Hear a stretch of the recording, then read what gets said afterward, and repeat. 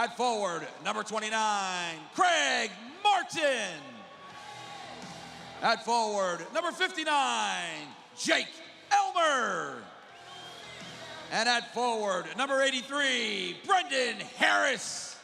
In goal tonight for your Icemen, number 1, Charles Williams. Jacksonville is coached by Nick Luco. The assistant coach is Brandon Maschinter.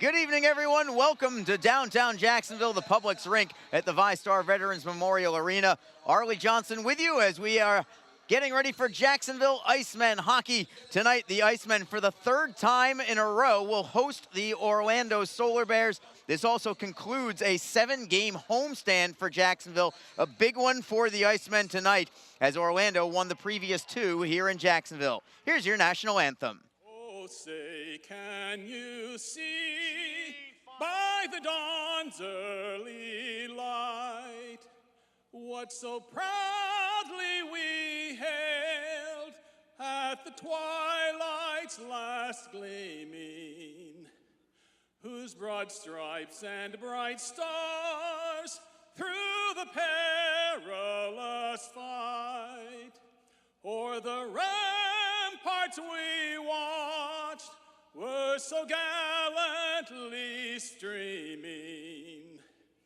and the rocket red glare, the bombs bursting in air, gave proof through the night that our flag was still there.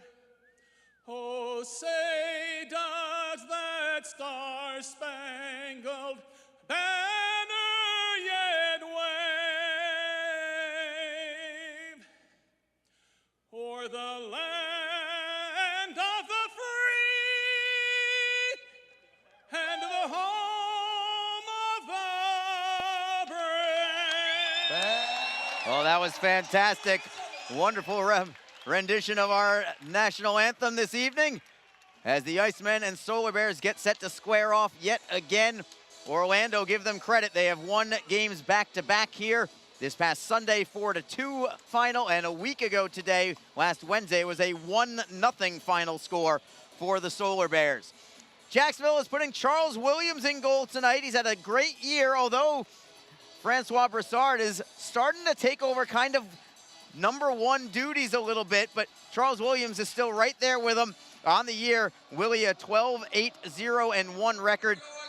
He's still 6th in the ECHL in goals against average at 2.42, save percentage of .906 for Orlando. Same as it ever was. Brad Barone is getting his 20th straight start for the Solar Bears. 21-13-3 on the year. Goals against 2.57, save percentage 92.3%. Referee tonight is Riley Yurkovich. He drops the puck. Brendan Harris wins the draw and sends it back into Jacksonville's end. The Icemen with a couple of key additions returning to the lineup as we have a hand pass called, I believe, against Orlando. A pair of defensemen back in action tonight for the Icemen. One of them got the start. That is Kyle Mckenzie. He has missed the last couple of weeks. He was on injured reserve. Also, Austin McKinney back in the lineup for the Icemen this evening after he had missed a couple of weeks as well.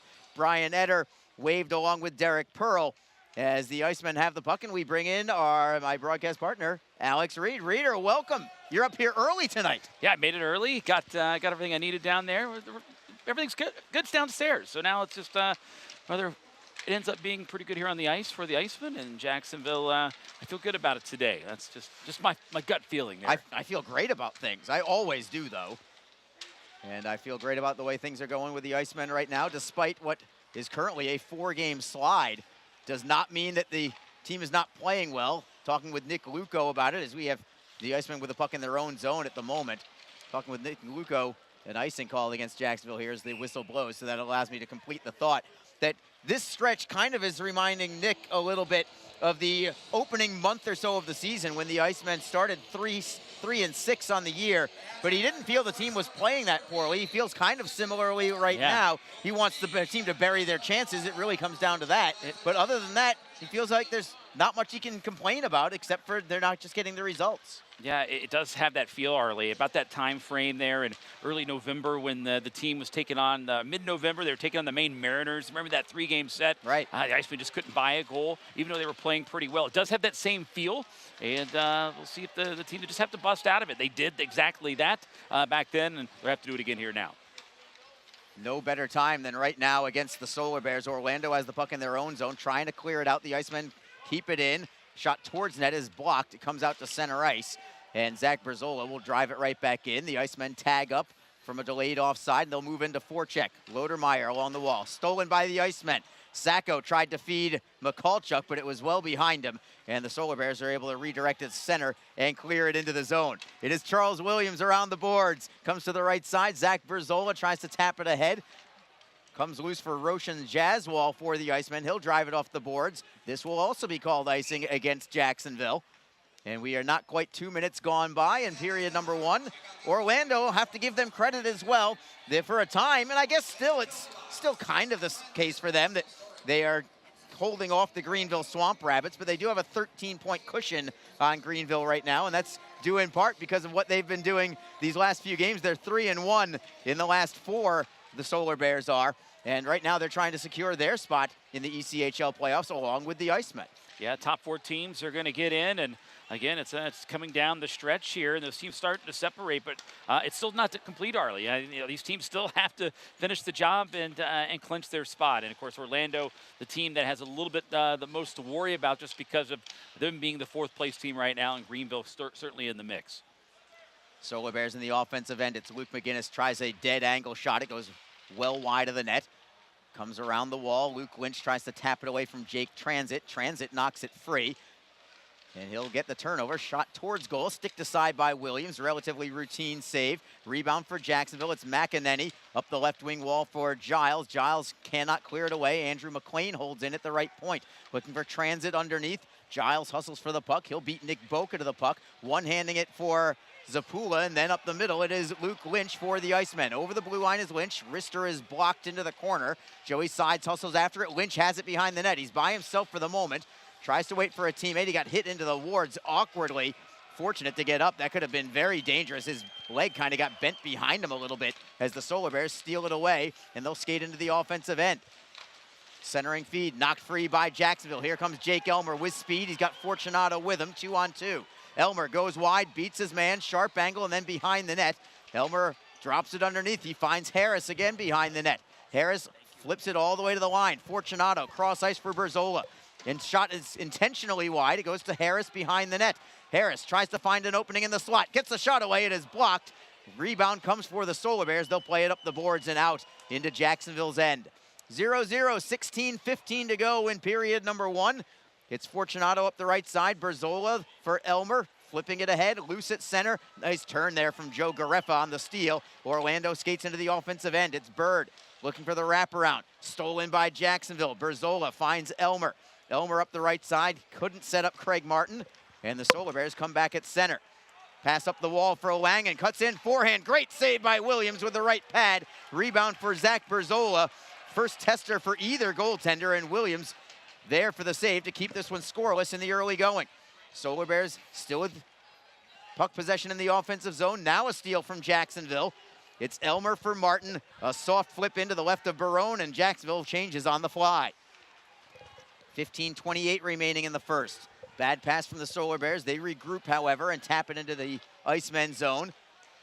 Jacksonville right back ahead. It is Lodermeyer flipping it towards Barone. He'll feed it himself to Luke McGinnis.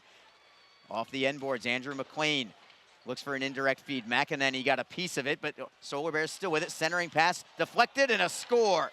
Jake Transit gets the goal for Orlando. Looked like he was covered, but his stick wasn't covered.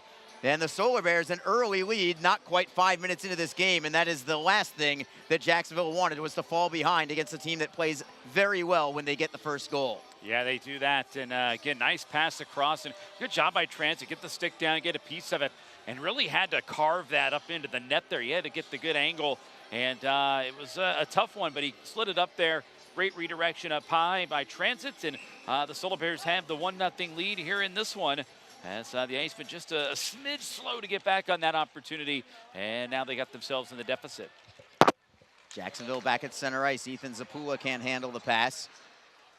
Dylan Fitz and Andrew McLean will assist on that goal, but that was just a great pass and a great finish from Orlando. Another shot from the Solar Bears that gets deflected wide, comes back to transit behind the Icemen net. Looking to set up Luke Boca. Boca on his backhand, cuts in front, centering pass, gets put right back through the blue paint, comes to the opposite wing, and Jacksonville flips it off the boards and out. Foot race for the puck. Getting a piece of it there is Zapula, but not enough to maintain control. Orlando gets it back. Fans wanted too many men on the ice call. They will not get it from referee Riley Yurkovich. It's Kyle Mckenzie to the right for Luke Lynch. Lynch sends it ahead for Craig Martin. Couldn't handle the pass. Jacksonville's had some trouble getting into the offensive zone and getting shots on net. They do not have a shot on goal yet. Icemen can't clear their own zone now either. It's Jackson Keene back to the blue line. A shot fired wide from Brodzinski.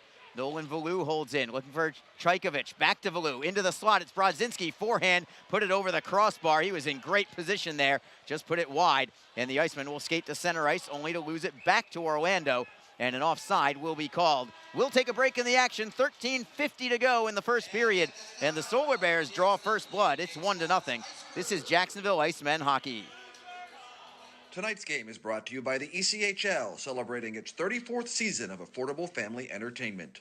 The ECHL would like to recognize the following league sponsors: AMI Graphics, official signage provider; Athletic Knit, official jersey supplier; Baron Rings, official championship ring supplier; BFL Canada Insurance and Sutton Special Risk, sponsors of the 2022 ECHL Hall of Fame induction ceremony; Flow Sports, the exclusive streaming provider of the ECHL; Geico, official auto insurance of the ECHL; The Fairley Group, official commercial insurance provider; Handbid, the official mobile auction app; Honig's, the official partner of the ECHL officiating team; Howie's Hockey Tape, official hockey tape and lace provider; In Glasgow, official puck provider; My Grey Group, your source for game-worn jerseys; Sideline Swap, official online marketplace of the ECHL; and Warrior, exclusive on-ice equipment provider of the ECHL and title sponsor of the 2022 ECHL All-Star Classic.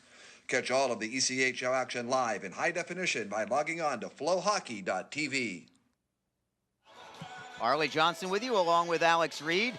The Icemen in an early 1-0 hole on Jake Transit's 5th goal of the season. Big signing, or re-signing, I should say, from the Icemen before the game. It was actually yesterday, Reader, as Travis Howe is back in the fold, and I know there's some Icemen fans that could not be happier with that re-signing. Yeah, it's a big signing in more ways than one. Yes. But you know, a fan favorite, and the Icemen get a little bit more of that physicality, that grit, and that toughness in the lineup, something that they've kind of not had here in the last month and a half or so. So good to have him back, especially when you look at the schedule coming up with Florida and some of the more physical teams. Fans got to be buzzing about that right now. Jacksonville gets the puck into the Solar Bear zone, looking for the steal. Knocked free. Can Mikulchuk get it loose? Not quite. Still loose in the slot. Comes to Lodermeyer. Forehand deflects wide of the net. Jacksonville gets it back. Mikulchuk looking for a sharp angle shot. That's off the side of the net, but some good pressure here from the Icemen. Lodermeyer with a stuff attempt, and Barone was able to get a piece with the left skate. I think he got caught by surprise on that wraparound attempt. He wasn't ready for it. He was fortunate to get that pad down. Yeah, he did a good job there to get it down. And you're right, I don't believe he was expecting it until the absolute last second. Lodemeyer, that was a good awareness, heads-up play to see that opening and just give it a shot there and catch the goaltender napping. And I think he did there for a moment, but good quick reflex by Barone, able to keep that one out. He has just been on a roll. Icemen win the face-off. A shot from the point goes wide. Jacksonville still with possession, however. It's Harris dropping it behind for Zach Berzola. Berzola again tries the sharp angle shot. Barone got a piece of it. Martin lays the lumber on a man. Not normally his game, but a good body check there. Solar Bears get to the puck, trying to clear out. Great play and a steal from Jacksonville. At the blue line, it's Berzola. Berzola playing it into the corner for Martin. Martin back for Berzola. One-timer and a screen. Save made by Barone. Rebound into the corner. The Solar Bears have it. Is McInnes up the wall and out to neutral ice where the Icemen get it back. Bouncing puck, now a steal from Orlando. Garefa with a forehand. Glove save made by Charles Williams. He'll hold on and take the face-off. And I like the pressure there from Jacksonville. They're going to need to have more of that and try and continue to, that forechecking game, try and create some defensive turnovers from Orlando. Yeah, that was a case in point there, and to watch how they can be successful when they do apply that pressure. And again, especially on the offensive zone too, if you can provide pressure in the zone and continue to get sustained pressure, you're going to force the penalties. You're going to force Orlando to commit penalties as that group gets tired, whatever line is out there, and put yourself an opportunity on the power play as well. I mean, good things happen when you're producing, you're working in the offensive zone. Jacksonville gets the puck out of their end. It is Lynch trying to shovel it ahead. Tapped free by Orlando. Fits up the right wing wall for Fabrizio Ricci. Brandon Fortunato defends on him. Ricci leaving it for Fitz at the blue line. Low hand for McLean. Slapper and a screen deflected wide. Comes into the far corner for the Icemen. Sides up the boards at the blue line. Held in by Orlando. They'll turn and fire it down low again. Mckenzie gets a piece of it. Feeding Elmer. Elmer will clear the zone and then head to the bench for a line change. It's Sean Element looking for Fitz, who will deflect behind the Jacksonville net. McEnany on it there. Feeds to the left for Sean Giles. Sacco redirects into the Orlando zone, and the Icemen are first on the puck. Vlad Mikulchuk on his forehand to the line for Giles. A one-timer up high is blocked. Lodermeyer cannot get it free, and the Solar Bears will skate with it. At center ice, Maxim Chaykovich will forehand it in. McEnany got crunched on the play. Save made by Williams. He'll hold on at the short side post, and some sticks up high here as well. McEnany pulling Chaykovich away from Sean Giles with 11:10 on the clock in the first.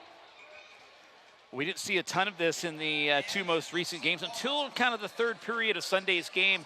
You can start to see a little bit of the aggravation between the two teams start to set in. So not surprising to see it earlier in this game, as again, this is the third of 4 straight meetings. It's bound to happen. These teams are going to be tired of seeing one another before tomorrow's game in Orlando is all said and done. Draw will come to Charles Williams' right side. The Icemen with Vlad Mikulchuk, Derek Lodermeyer, and Dominic Sacco up front.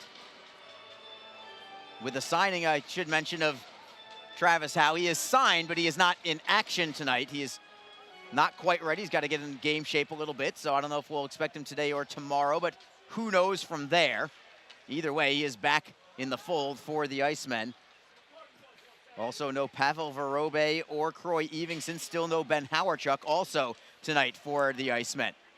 Yeah, you mentioned Howe and getting back into game shape. And again, not here, not available maybe tonight just because of that. But again, you got 3 games coming up here with the Florida Everblades, who I don't want to just single them out, but hey, they were the team that were the most physical, taking the most advantage of the fact the Icemen's toughness was kind of out of the lineup with Friend called up in the absence of Howe. So, it's going to change the dynamic of those games having him available for it. Jacksonville plays into the offensive zone. Orlando, a clean breakout. Garefa to the right side for Alexi.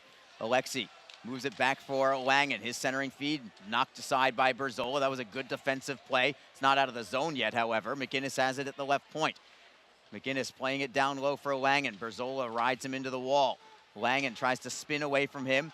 Stepping in for Jacksonville is Ethan Zapula up the wall, and it does go out. McLean got a piece of it, but not enough to hold it in. Now a loose puck at center, and the Icemen get a steal. It's Berzola, the defenseman, leading the charge. Drop pass into the slot. Harris tries to go between the legs to keep possession. He'll play it underneath for Zapula. Man got taken down off the puck from Jacksonville. No call. Risterfer in a screen, and Barone kicks it aside with the right leg. Rebound up the wall. Comes towards Garefa. A poke check from Jacksonville. So the Bears get it back, and they'll play it to the center ice. It's Zapula right back into the zone, right wing side. Centering feed knocked away by Orlando. Harris gets double teamed on a hit. Tries to keep it along the boards on the far side. It's about 15 feet inside the blue line, and Zapula, start play, got the puck free for Sides. Looking to go back to Zapula. He got thrown down on the play right in front of the referee, Yurkovich. No call as the puck goes out of play. And now we're going to have matching penalties, perhaps? Riley Yurkovich has called, I believe, matching penalties. And we'll go to break with 9:13 to go. Sides is heading to the box for Jacksonville. McGinnis for the Solar Bears. It's 1-0 Orlando. You're listening to Jacksonville Icemen Hockey. Don't forget, this game is being streamed live around the world today. Go to flowhockey.tv to catch all of the Icemen action and archived footage of the event. Flow Hockey is the live streaming home for the Icemen. Get the Flow Sports iOS and Android apps to watch the event live and on the go. Upgrade to a pro subscription, and you can gain access to premium content on all Flow Sports sites. This includes more than 1,000 live events, original documentaries, exclusive training and technique videos, and much more.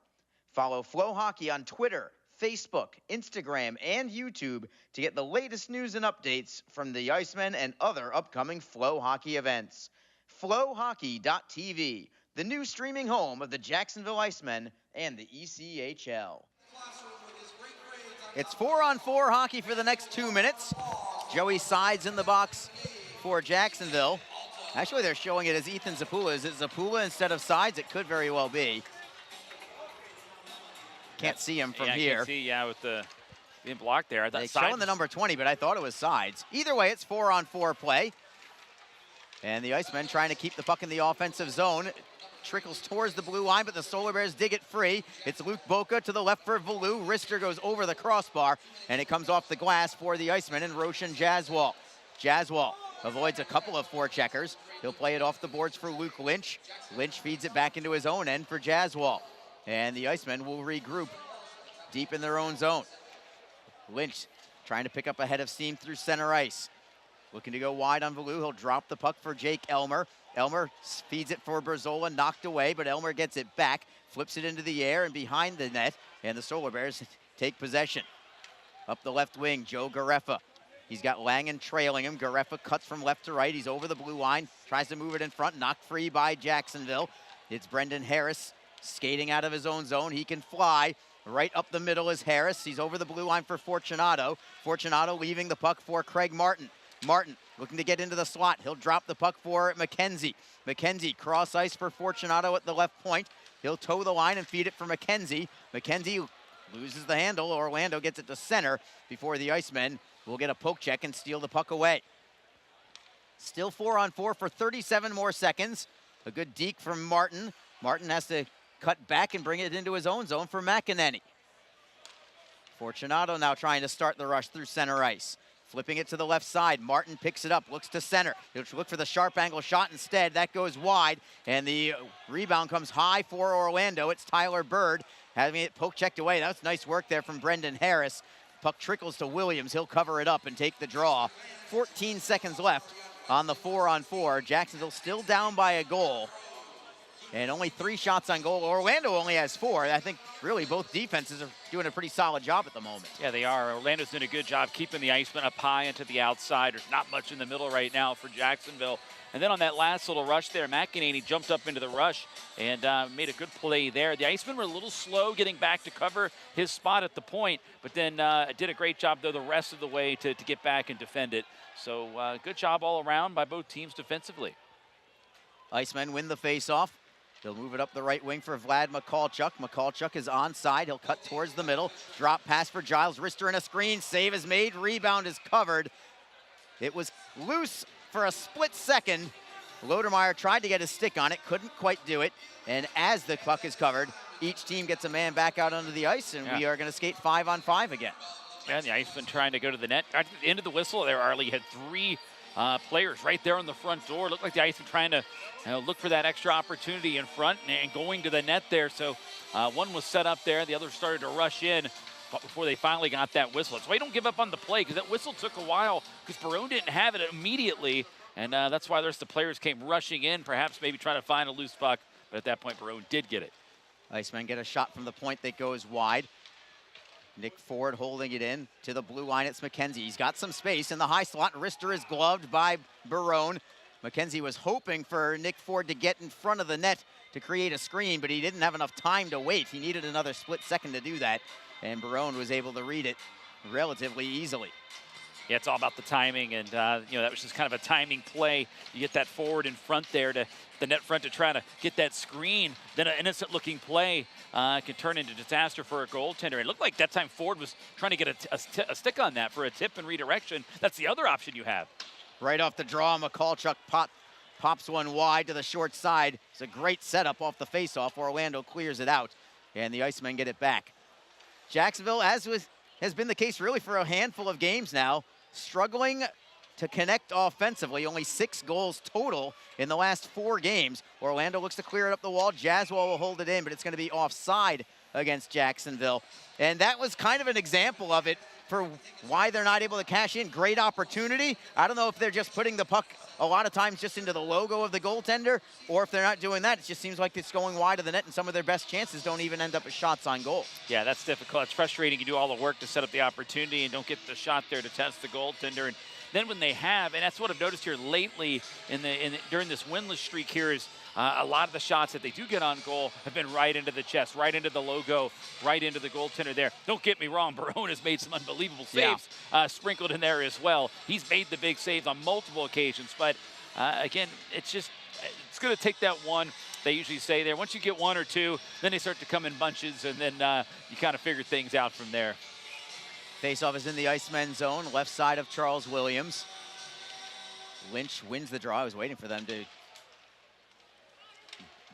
deaden that play and re-drop the puck, but we'll play on, and the Icemen have it. It's Lynch up the right wing for Elmer. Elmer into the offensive end, takes it into the corner, tapped loose by Orlando. Berzola steps up trying to hold it in, can't do it. That pinch sends Orlando on their way, but a great back check from Jacksonville's Joey Sides. He doesn't clear the zone just yet, but he did prevent a 2-on-1 because of his hustle and the second effort. Back at center now, it's the Icemen back in control. Sides flings it back into his own zone. The Icemen are having some trouble getting their passes sent away as well, as Jaswell gets hit down on the play. Orlando with a centering feed, forehand, great save by Williams as Jaswell gets sent down in the corner, and we will go to break. But that's a big one in the early going, that save from Charles Williams, keeping it a 1-0 score in favor of the Orlando Solar Bears. This is Jacksonville Icemen hockey.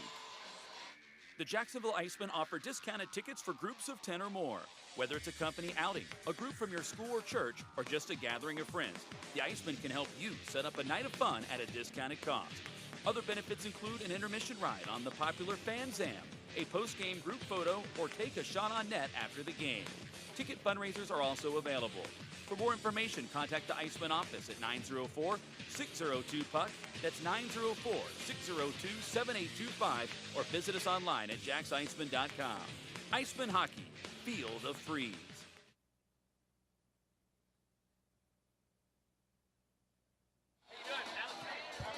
We are back. Arlie Johnson along with Alex Reed. 5:46 to go in the first period, and Jacksonville trailing by a goal. Orlando getting their tally from Jake Transit, his 5th of the year, at the 4:54 mark of period number 1. Faceoff will be in the Icemen zone, left side of Charles Williams. Brendan Harris on the draw for Jacksonville. The Icemen look to snap their 4-game winless streak. Still in second place in the South Division, Orlando in 4th right now. Both these teams really just trying to jockey for position for the playoffs, which will begin in just over a month. It's not that far off. This is game number 52 for Jacksonville on the season, so 19 to go after this one, or 20 to go, I guess, after this one. Icemen into the offensive zone. It's Mckenzie. Wrister on net. Blocker save is made by Barone. Rebound up high for the Solar Bears. Jackson Keene skates to the blue line. Taps it into the corner for Sean Element. He gets driven into the glass by the Icemen and Craig Martin. Bouncing puck. Loose in the far corner. Mckenzie gets a piece of it. Tries to keep the puck away from Keene. Keene, a late addition into the lineup, as Odin Tufto was a late scratch for Orlando. He's actually originally written on the lineup card, and then they crossed him out at the last second. Yeah, he's a good player, Arlie, and he's got some big goals here against Jacksonville this season. That was a big loss there. I don't know if he's getting called up or maybe something happened from illness or injury. Not really certain. Don't want to speculate, but Keene in the lineup. Zapula with a slap shot save made by Barone. Zapula got a lot into that, and Martin's going to go for a penalty, and Orlando wants to go after Craig Martin because of it. Craig Martin with a drive on Nick Boca from behind, and the Solar Bears take exception. Not the kind of person you would expect to deliver that hit in Craig Martin at all. No. But certainly he had a bee under his bonnet there, and he had some purpose with that hit to Luke Boca. I'm assuming it's going to be a boarding call and a power play for the Solar Bears coming up, but Boca has a towel up to his nose right now, and we'll see if it is just a 2-minute minor or maybe something more. Crowd certainly likes it. And perhaps this will provide a spark for the Icemen, but they'll need to kill off this penalty in order for that to happen. Yeah, now it's going to be a question of what kind of penalty. Is it going to be the 2-minute variety, or is this going to be a major? I know they're going to have a discussion, the officiating crew down there. Riley Yurkovich going to talk with his linesman there, but you're right. Really surprised to see of all the people, Craig Martin applying that. That's not his game, but no. Hey, this is the game of hockey, and he had an opportunity to finish his check, and he did just that on Boca, and Boca's okay. He got up, but certainly the worse for wear there after that. And now they got to get the cleaning crew on the ice, because as you mentioned, had a towel up to his face. Usually signals that there's he's leaking a little bit here, and they're certainly tending to that right now.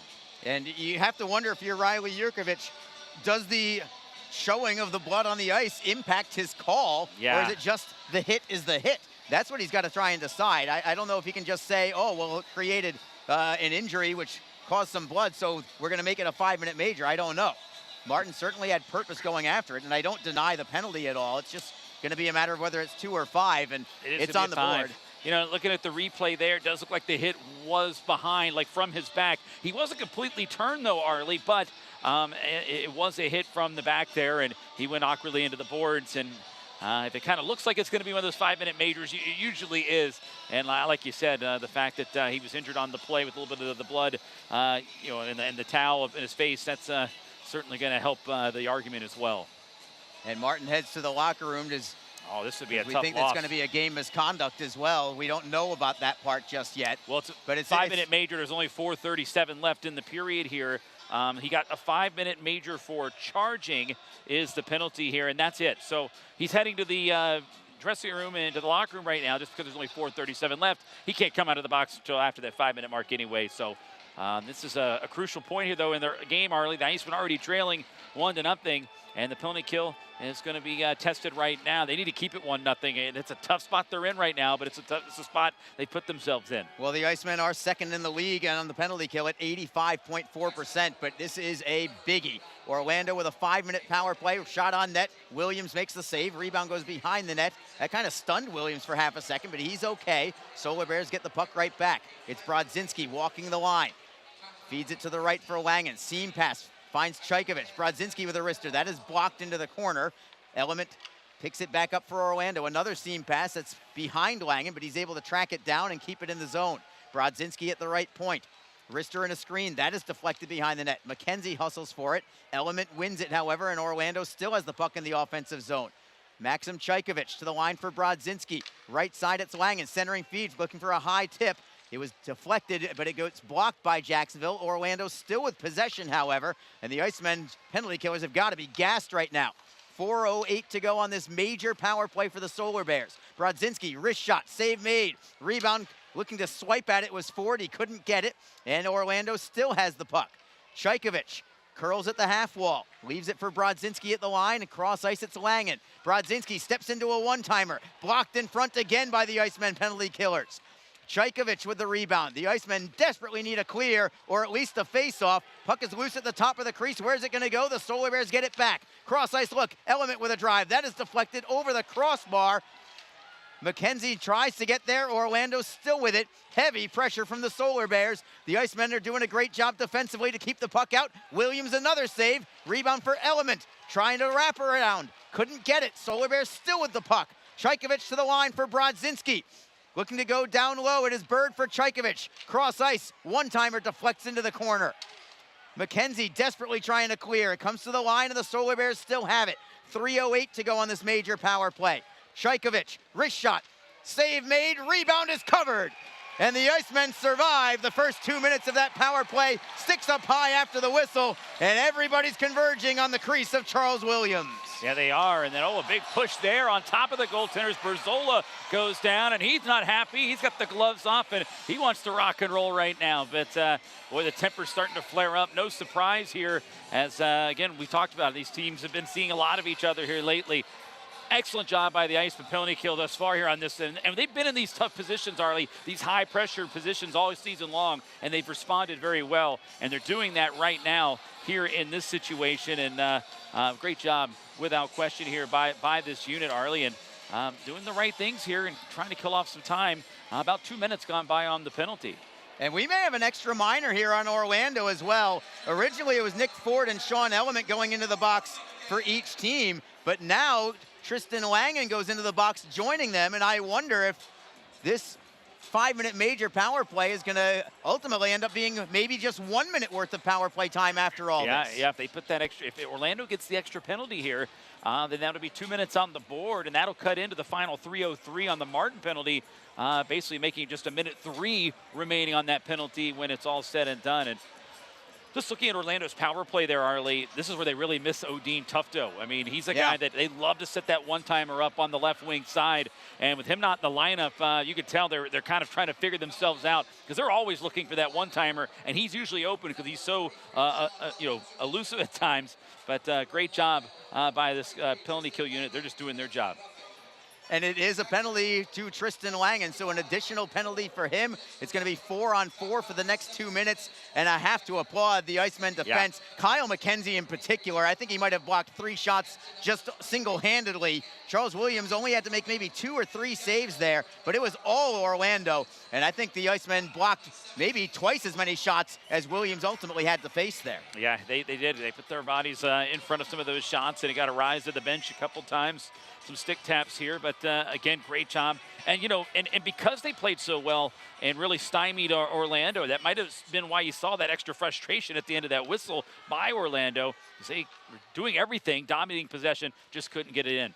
4-on-4 play. The Icemen with the puck in the offensive zone, looking to tie late in the first period. They trail 1-0. It is Harris all the way to the blue line, double teamed, steps around a man, and now he's got some space. Wrister on net, glove save is made by Barone, but that'll give you an idea of the shiftiness of Brendan Harris. You think he's dead in the water, double teamed at the blue line, just puts his foot right on the brakes. All of a sudden he creates some space and gives himself a quality opportunity. He can create space. We saw that on Sunday where he made a couple of good moves at the circle to cut inside and get himself into a prime shooting lane in the slot. And you know, he's very shifty and very silky at times there. So that's the game that he brings. And he can stop on a dime and give you 9.5 cents change, Arlie. Icemen win another draw. Fortunato with a wrister. That goes wide.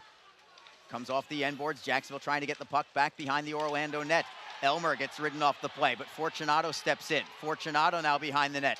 Spins away, leaves it for Elmer. Elmer at the left face-off circle. Tries to move into the high slot. Didn't have a shooting lane. Tries to step around another man. He'll leave it for Fortunato. Fortunato back at the blue line for Lynch. He's got some space. Cuts towards goal. Moves it to the backhand and scores! Luke Lynch has tied it up at 1. A brilliant individual effort. Shielding the puck with his body. Power move to the net. And he slips a backhander inside the far post. It's 1-1. Well, Luke Lynch, great individual effort there without question, Arlie, but there was a couple of Orlando players that bumped one another on the way in. That little bump there gave him enough separation and got that step needed to bring it to the front of the net, and the puck ended up going in that time. Again, great effort by Lynch, but again, the two Orlando players kind of bumping into one another, kind of springboarded him just to give him that extra little space needed to take it to the house, and he did just that. Great job by Luke Lynch. That's a Luke Lynch type goal right there. Yes, it is. Here's Joe Massa with your goal call. And number 9, Luke Lynch. Assisted by number 74, Brandon Fortunato. And number 59, Jake Elmer. Time of the goal, 18 minutes, 13 seconds. Orlando now comes back. Garefa on the backhand. Save made by Williams. Rebound for McEnany. Long outlet pass too far for Harris. Icing will be called against Jacksonville. That's a 4-on-4 goal for the Icemen. They have excelled in that situation over the course of the season, and it connects there. And Reader, I can't tell you how important a goal I think that is for Jacksonville. You're trailing to Orlando, a team that is excellent with the lead. They're tremendous after one period of play, after 2 periods of play when they have the lead. I think that they needed that for their confidence, just to go into the locker room and feel good about themselves. Yeah, they did. And again, it always seems that this team finds momentum when they're in a tough situation on the penalty kill. We've seen the lengthy 5-on-3s they've had to kill off, and they come over and they take over the game. And here they are. They didn't kill off the penalty completely yet. There's still time, but they got a good start, got some momentum, and then also popped one in past Barone. That's got them thinking, okay, we can beat this guy. Final minute of play of the first period. It's still 4-on-4 for another 16 more seconds. Orlando will go back to the power play. Remember, they had a major power play, but they committed a penalty of their own, and that created the 4-on-4 that ultimately the Icemen scored on. Solar Bears in the offensive zone. Jacksonville looking for a steal. Deflected puck. Garefa turns to his forehand. Shot is blocked by Mckenzie. It ends up high off the glass. Orlando now on the power play, but Jacksonville gets the puck. They have it behind their own net. Berzola shorthanded, wristing it off glass, and he'll fire at the length of the ice. The remainder of this power play is even going to be separated by the end of the period as well. Just 22 seconds left in the period. Solar Bears with it in their own zone. It's McGinnis with a drop pass for Chaykovich. One final rush for the Solar Bears. Chaykovich is over the blue line onside. To the right for Bird. Shot on goal. Save is made by Williams. He'll take a second or two off the clock before finally covering it up. And then Berzola wants a piece of Langen again. Langen got a rabbit punch away at Berzola with his glove on. And again, we've got sticks up high. And this is as nasty as we have seen in this 3-game series thus far. 3 games between these two clubs. It's usually been quiet all season long. There's not a lot of this between the two clubs, and Mckenzie, he is livid right now. And oh, here we go. Yeah, he and Bird were having some words. And Mckenzie was on the bench, and Bird came over to the bench area there, and the two of them had a conversation. So again, things are getting really, really heated right now. Drake Barahowski's upset. But, hey, this is what 2 teams for the Sunshine State should be doing with one another here. It should be getting nasty at times. Yeah, I love it, personally. I mean, I've always thought these 2 teams needed to have more fire for as many times as they play each other. But the pot's starting to boil over right now. And when you play 4 in a row, that typically happens just by natural causes. Mckenzie just went to the locker room. I wonder if he maybe got a misconduct. Yeah, he may have. I still don't mind. You know, right now, it's a matter of the Icemen showing up for their teammates, doing the right thing, playing inspired hockey. Now Ford and Elemental are going to head off to the locker rooms, I believe, as well. Because their penalties have expired. Yeah, their penalties expired. They're just going back to the benches here. But what got that whole thing going was that Lohan came in that time a little aggressive after Williams made the save, and then gave a little poke, a little one. It wasn't hard, but just enough that, just to kind of dig the knife a little bit there. And of course, Berzola took exception to that. They're sticking up for his goaltender. The two of them had a little bit of a spat, right at the end of the penalty kill there, or at the start of the penalty kill when the other penalties happened. So again, that was kind of a carryover from that. So you're starting to get a little nastiness here between these 2 teams. And it looks like Riley Yurkovich is going to have his hands full tonight, Harley. He already does. Yeah. 9 seconds to go in the period. And we'll see what the penalty or penalties are. Wouldn't mind a trade-off of a 10-minute misconduct each for Tyler Bird and Austin Mckenzie. That would do the Icemen just fine, getting a talented player like Tyler Bird off, but I don't know if it's going to work out that way or not. What I do know is the Icemen have tied it up late on a great individual goal from Luke Lynch, his 9th of the year, from Brandon Fortunato and Jake Elmer. But there's still a few seconds left on the clock in order for Jacksonville to go into the locker room even up. And the 3 officials are still huddled up with one another inside the referee circle between the penalty boxes. Now they're just trying to figure out who saw what did someone do, what did you see, what did you see? Again, a majority of the officiating crew was handling the initial skirmish, and that was between Berzola and Lohan, and those 2 were the ones going at it. Yeah, Tandem Wyanzik made a beeline, it's one of the linesmen, made a beeline towards both Bird and Mckenzie, who were at the Jacksonville blue line. It's maybe the fastest he's skated all season, with all due respect to you, Tandem. He was flying, and made sure that he separated the 2 of them before anything else happened. And I imagine that Riley Yurkovich is now having a specific conversation with Wyanzik. What did you see? What do we need to call here, if anything? Yurkovich is pointing towards the Orlando penalty box as if there maybe would be a penalty on them, but I'm just reading body language here at the moment. Well, I know Mckenzie, he was not happy with Tyler Bird, and Bird came over and kind of got in his face, and then that's when the shoves were exchanged and just kind of heated from there. And that was behind the rest of the initial skirmish up there by the bench area. Nothing on the board just yet. There's certainly a lot to sift through in this. You can't say that this first period hasn't been eventful. This has had a little bit of everything in the opening 20 minutes. Well, Tyler Bird's on the bench right now. He doesn't appear to be happy at all. He was the one involved, and Bird's heading down the tunnel right now. Yeah, he is. Yeah, there's a reason. He's picked up some kind of penalty and maybe more. Now the referee, Riley Yurkovich, is going to talk to Jacksonville's head coach, Nick Luco. Just 30 years old, but this is oh, here's your penalty calls. 5-minute major for slashing and a game misconduct. Oh. To Jacksonville, number 5, Austin Mckenzie. 2 minutes for unsportsmanlike conduct and a game misconduct for leaving the bench. Time of the penalties, 19 minutes, 50 seconds. Interesting calls there. So both Tyler Bird and Austin Mckenzie both given game misconducts. The Mckenzie one might actually result in a potential suspension, however, Reader, because he left the bench. Yeah. And that one makes me wonder, in terms of a long-term prognosis for Mckenzie and how that's going to go. I feel terrible because Austin McEnany's mom is here. First time she's watched him play in 3 years. Yeah. She comes here to see the game, and this is what she catches. Yeah, she catches him getting Maybe tossed. he just wanted to hang out with his mom and watch the game tonight. Maybe. Just want to spend it with family. But you're right. He might get, he's obviously tossed from this game, and hopefully not anything more. And because they didn't make the trip down.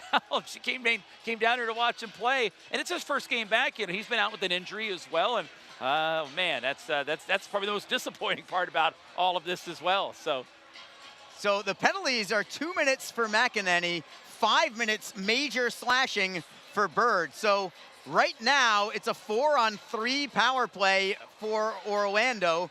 The faceoff is outside the blue line. Puck goes high into the air, stays at center ice. So Orlando will elect to just go into the locker room with a 1-to-1 game. But there's a lot to figure out here.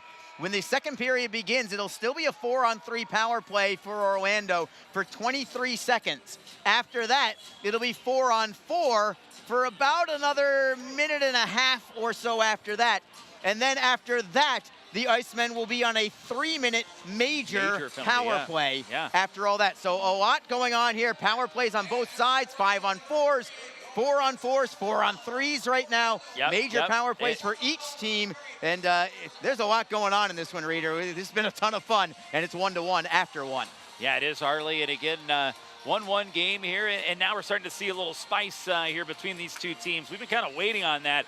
I know they don't have a lot of love for each other, so now they're actually finally showing it. And I think we're getting a little bit of everything here right now, Harley. All right, we're going to take a break and come back in just a moment. Shots on goal in the first, Orlando with 11, Jacksonville with 9. And again, it is 1-to-1 after one period of play. We'll take a break and return in a moment. We'll go through your South Division standings when we come back. This is Jacksonville Icemen Hockey. Tonight's game is brought to you by the ECHL, celebrating its 34th season of affordable family entertainment.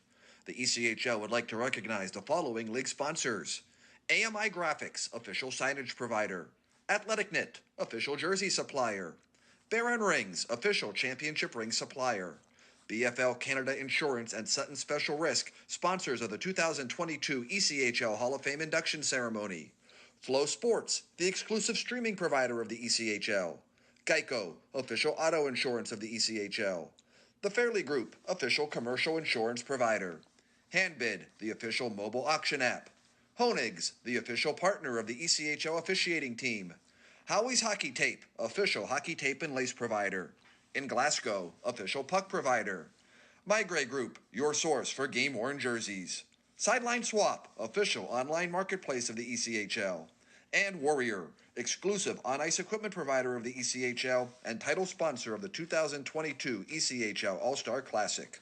Catch all of the ECHL action live in high definition by logging on to flowhockey.tv. Don't forget, this game is being streamed live around the world today. Go to flowhockey.tv to catch all of the Iceman action and archived footage of the event. Flow Hockey is the live streaming home for the Icemen. Get the Flow Sports iOS and Android apps to watch the event live and on the go. Upgrade to a pro subscription and you can gain access to premium content on all Flow Sports sites. This includes more than 1,000 live events, original documentaries, exclusive training and technique videos, and much more. Follow Flow Hockey on Twitter, Facebook, Instagram, and YouTube to get the latest news and updates from the Icemen and other upcoming Flow Hockey events. Flowhockey.tv, the new streaming home of the Jacksonville Icemen, and the ECHL. Just be positive. Your Community First Mortgage champions make sure you get a great rate, a quick close, and can save you about $3,000 in closing costs. Apply at communityfirstfl.org. Community First Credit Union. Just be yourself. Federally insured by NCUA, Equal Housing Lender. The Jacksonville Icemen offer discounted tickets for groups of 10 or more. Whether it's a company outing, a group from your school or church, or just a gathering of friends, the Icemen can help you set up a night of fun at a discounted cost. Other benefits include an intermission ride on the popular Fan Zam, a post-game group photo, or take a shot on net after the game. Ticket fundraisers are also available. For more information, contact the Icemen office at 904-602-PUCK. That's 904-602-7825, or visit us online at jacksicemen.com. Icemen Hockey. Feel the freeze.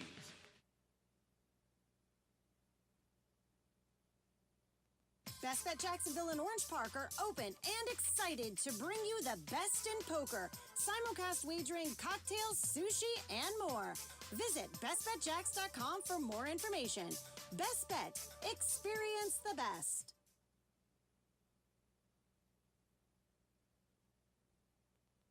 The Jacksonville Icemen are always looking to give back to the communities of North Florida. The team offers a ticket fundraising program that many local nonprofits and schools and charitable organizations can take advantage of. The program is simple. Your organization sells tickets to an Icemen home game, and a portion of each ticket purchase will go directly to your cause. This is a fun and easy way to raise money and gain exposure for your organization or school. For more information, contact the Icemen office at 904-602-PUCK. That's 904-602-7825, or log on to jacksicemen.com.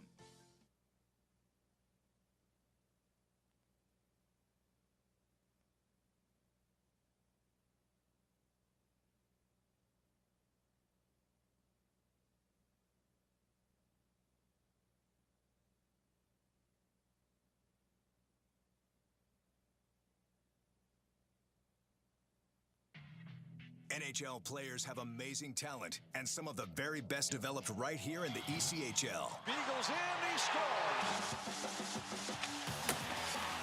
Now, follow all your favorite ECHL alumni every night on NHL Network's primetime hockey show, NHL Tonight. Both teams recognize how big this matchup is. Fire save by Dubin. Rebound! Goosebump stuff. NHL Tonight, every night 6 Eastern on NHL Network.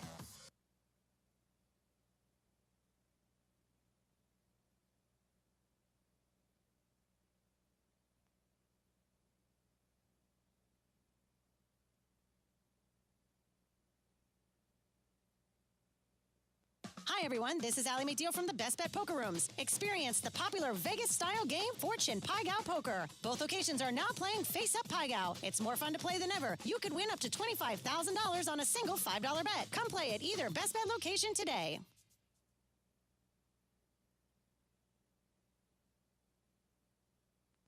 What is your role in the fight against cancer? The answer could be as simple as driving your car. For many cancer patients, getting to and from treatment is one of their toughest challenges. The American Cancer Society needs volunteer drivers to help provide transportation for people in your community. Through the gift of a lift in your car, you can help patients take one more step in the road to recovery. Get in the driver's seat in the fight against cancer. To find out more, call your American Cancer Society at 1-800-227-2345 or visit cancer.org.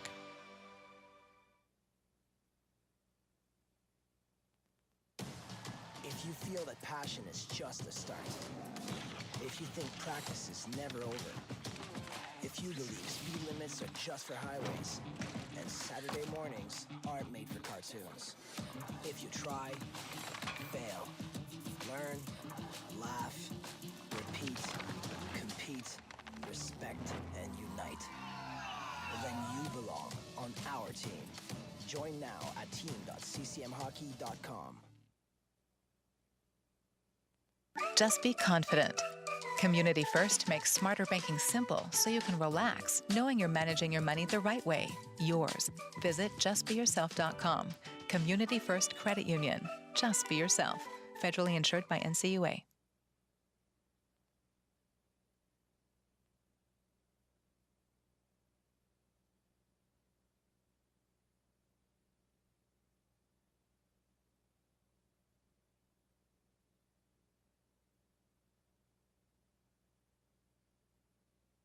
Just Be Positive. Your Community First Mortgage champions make sure you get a great rate, a quick close, and can save you about $3,000 in closing costs. Apply at communityfirstfl.org. Community First Credit Union. Just be yourself. Federally insured by NCUA, Equal Housing Lender.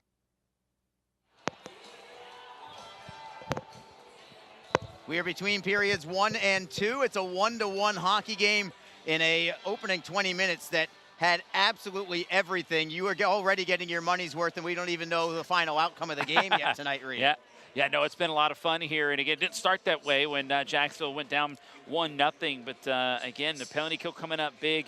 You had a couple skirmishes, the penalty starting, and it just the whole energy started to elevate a little bit.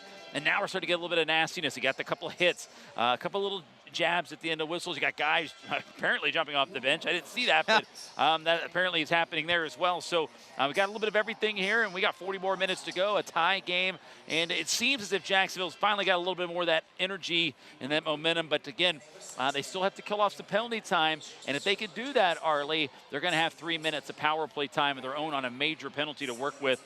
And maybe really get things going in their direction. And maybe it's just a coincidence. I'll assume it is, but it is not unnoticed by me that the Icemen get Travis Howe back. And even though he's not in the lineup tonight, it's almost as if it created a boost of energy for the locker room. I know that he was a very popular guy in the room, and I wonder if actually some of just him being back in the locker room is rubbing off on the team right now. Yeah, he's wildly revered in the room there. There's no doubt about it. The players really like Travis Howe, obviously for what he brings onto the ice and looking out for the guys. But he's just a great guy in the room. Everyone they love Howie. What can you say? And so you're right. I mean, the reunion with him coming back into the room, guys were fired up about it.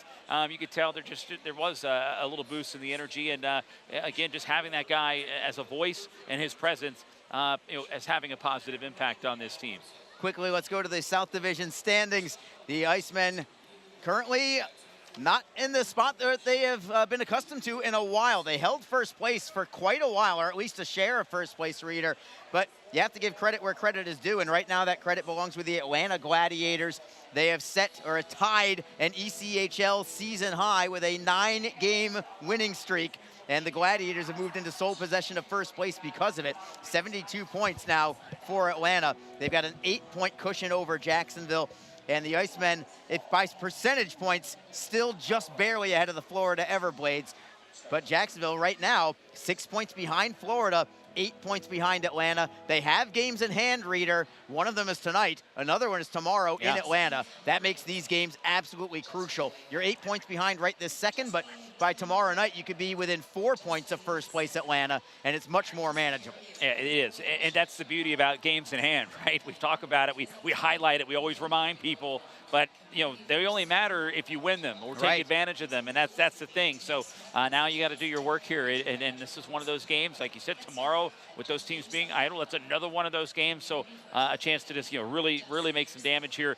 Again, it's going to come down to the stretch here, Harley, I believe, and it's going to be so much fun here coming down here this final month of the regular season. I'm excited about it. I think each game's going to have that playoff feel and just that build up here to what we hope will be a playoff here for Jacksonville. And this has just been a lot of fun. So we'll see how it goes. But right now it's been fun so far here tonight, and we're going to continue to move forward. And let's round out the standings in the South Division. Again, it's Atlanta with 72 points, Jacksonville with 64.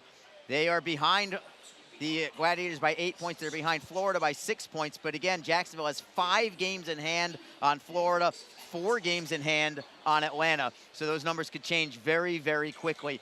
Also, Orlando's still in 4th place at 60 points, but they're making a push to try and catch Jacksonville right now, and that's another reason why this game is so important. Not necessarily for whether the Icemen would make the playoffs or not. I think if they just play even halfway decent, they'll get there. But I know they don't want to fall behind Orlando in the standings. Orlando right now 4 points behind Jacksonville. The Icemen do have 3 games in hand on them, but this is a 4-point game. It's a 2-point swing either way. Jacksonville could go up 6 points on Orlando. Orlando could close within 2 points of Jacksonville with a regulation victory tonight. And even though the Icemen have games in hand, you do not want the Solar Bears to have a breath of coming up and catching you. Well, just a couple of weeks ago, you know, we weren't.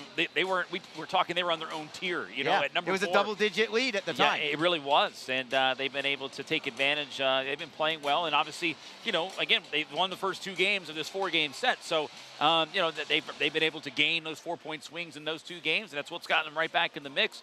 Not to mention picking up some wins elsewhere as well. So, again, that's the thing with how this works. And again, they were kind of out of that picture in the top 3. Now they're getting back in the conversation, and again, it's going to be a big game here tonight, and the result of that, because you're right, it could be 2 points or 6. That's the big 4-point swing, and then another crack tomorrow. The Icemen can get right back into that separation if they can take advantage too. Still hoping to get into the playoff picture also are the Greenville Swamp Rabbits. They are in 5th place. They are 13 points behind Orlando right now. That's the bad news. But similarly to Jacksonville, Greenville has many games in hand on everybody also. Greenville still has 4 games in hand on Orlando. And, oh, by the way, Greenville is playing tonight. They're hosting the Norfolk Admirals, and they are ahead 2-0 after 1 period of play. So Greenville hoping to close within 11 points of Orlando with 4 games in hand. They feel like they still have a shot if they have a great final month of the regular season. Rounding out the bottom 2, it's the South Carolina Stingrays with 42 points, the Norfolk Admirals with 41. We will take another break and return momentarily. We'll have the start of the 2nd period in a couple of minutes. We've got a great one going here. It's 1-1 after 1. You are listening to Jacksonville Icemen Hockey. The Jacksonville Icemen offer discounted tickets for groups of 10 or more. Whether it's a company outing, a group from your school or church, or just a gathering of friends, the Icemen can help you set up a night of fun at a discounted cost. Other benefits include an intermission ride on the popular Fan Zam, a post-game group photo, or take a shot on net after the game. Ticket fundraisers are also available. For more information, contact the Icemen office at 904-602-PUCK. That's 904-602-7825, or visit us online at jacksicemen.com. Icemen Hockey, feel the freeze.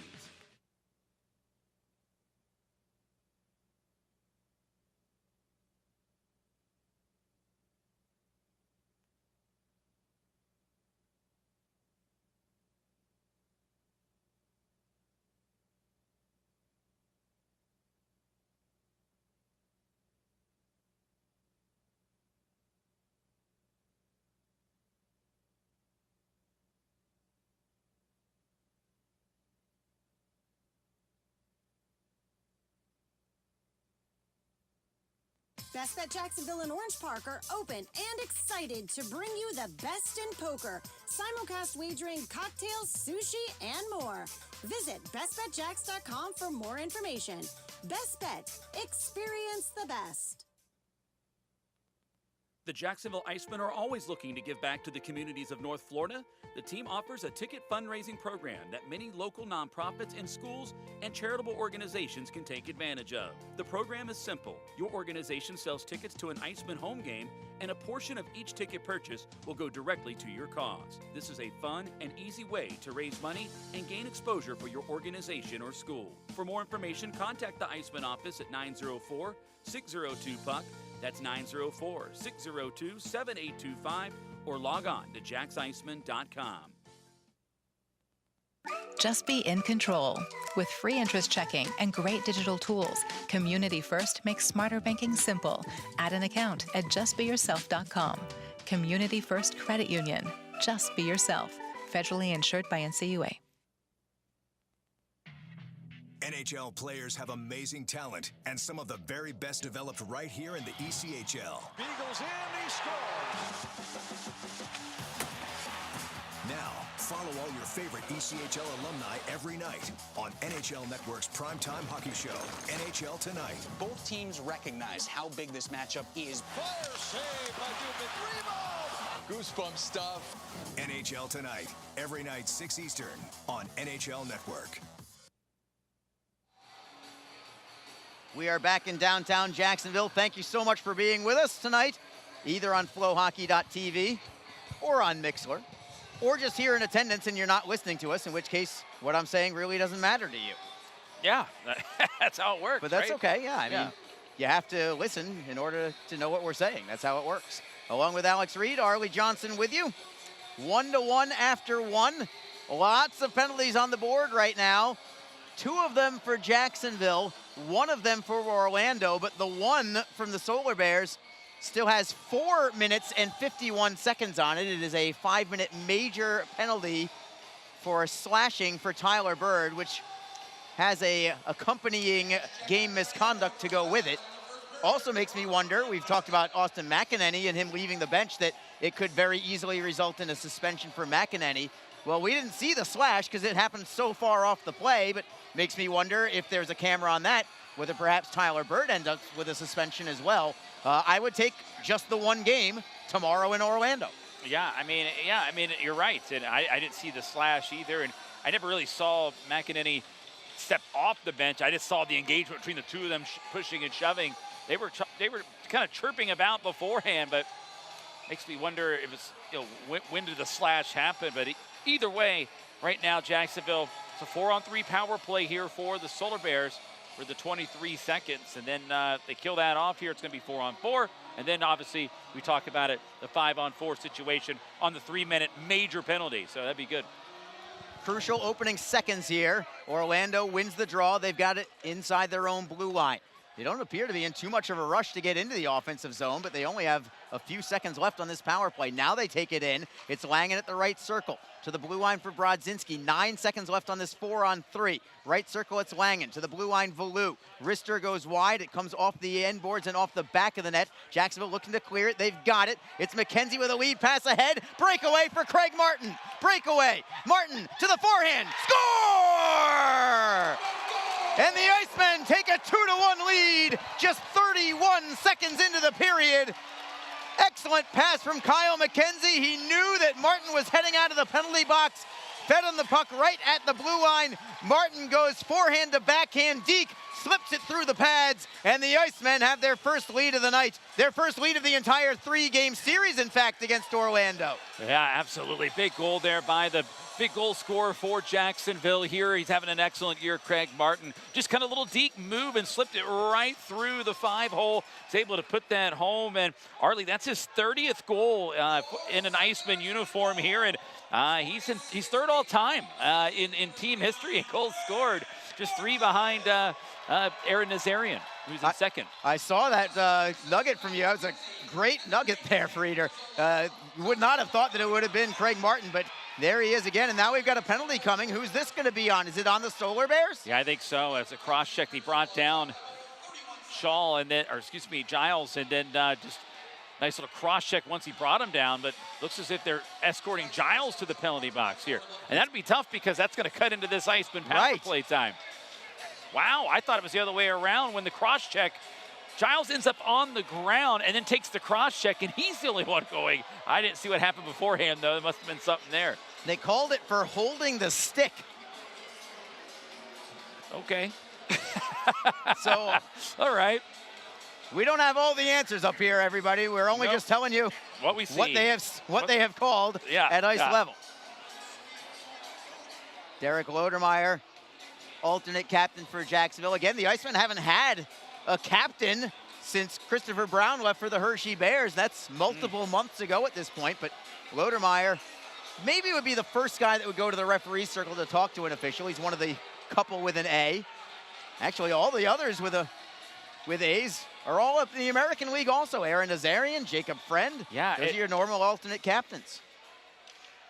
So 4-on-3 power play again for Orlando. Wrist shot is deflected over the crossbar. Berzola tries to clear it out, jamming at it along the far side corner. Orlando digs it free. They'll rim it around. Comes off free for Langen.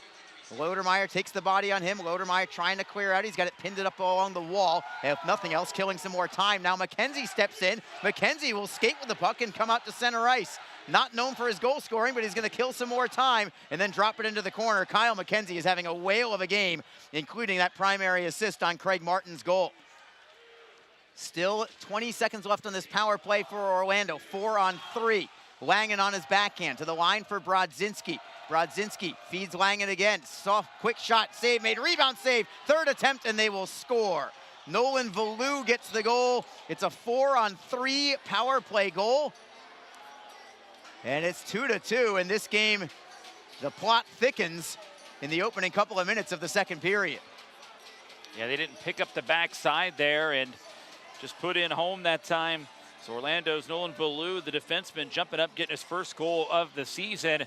They just didn't pick him up. He kind of crept up there. Everybody's back was turned. By the time they turned around to try to locate the puck, Ballou already had it on his stick, and it was in the back of the net, and we're tied up 2-2. The 9 seconds are still on the board for Mckenzie. I don't know why. They're holding play right now. I think they need, there we go. The time is now off the board. So 4-on-4 for another minute 10. And then the Icemen will be on a 3-minute major power play. It's Jacksonville through center ice. Elmer over the blue line. Cutting to the right. Drop pass goes to Fortunato. Fortunato curls on Boca. Looks for Lynch. Lynch at the right circle. Skates behind the net. He'll play it off the boards to himself. Lynch now dropping it into the corner for Elmer. Elmer on his backhand. Flips it to the left side for Jaswell. Rister on goal. Easy stick save there for Barone. And no rebound. And then Alexi jams it. Lynch after the whistle. And Riley Yurkovich really needs to find a way to get things in order here. Yeah, he's on that fine line right now where, you know, you feel it escalating. How do you handle it? Do you let them just kind of get it out of their system? Do you penalize them?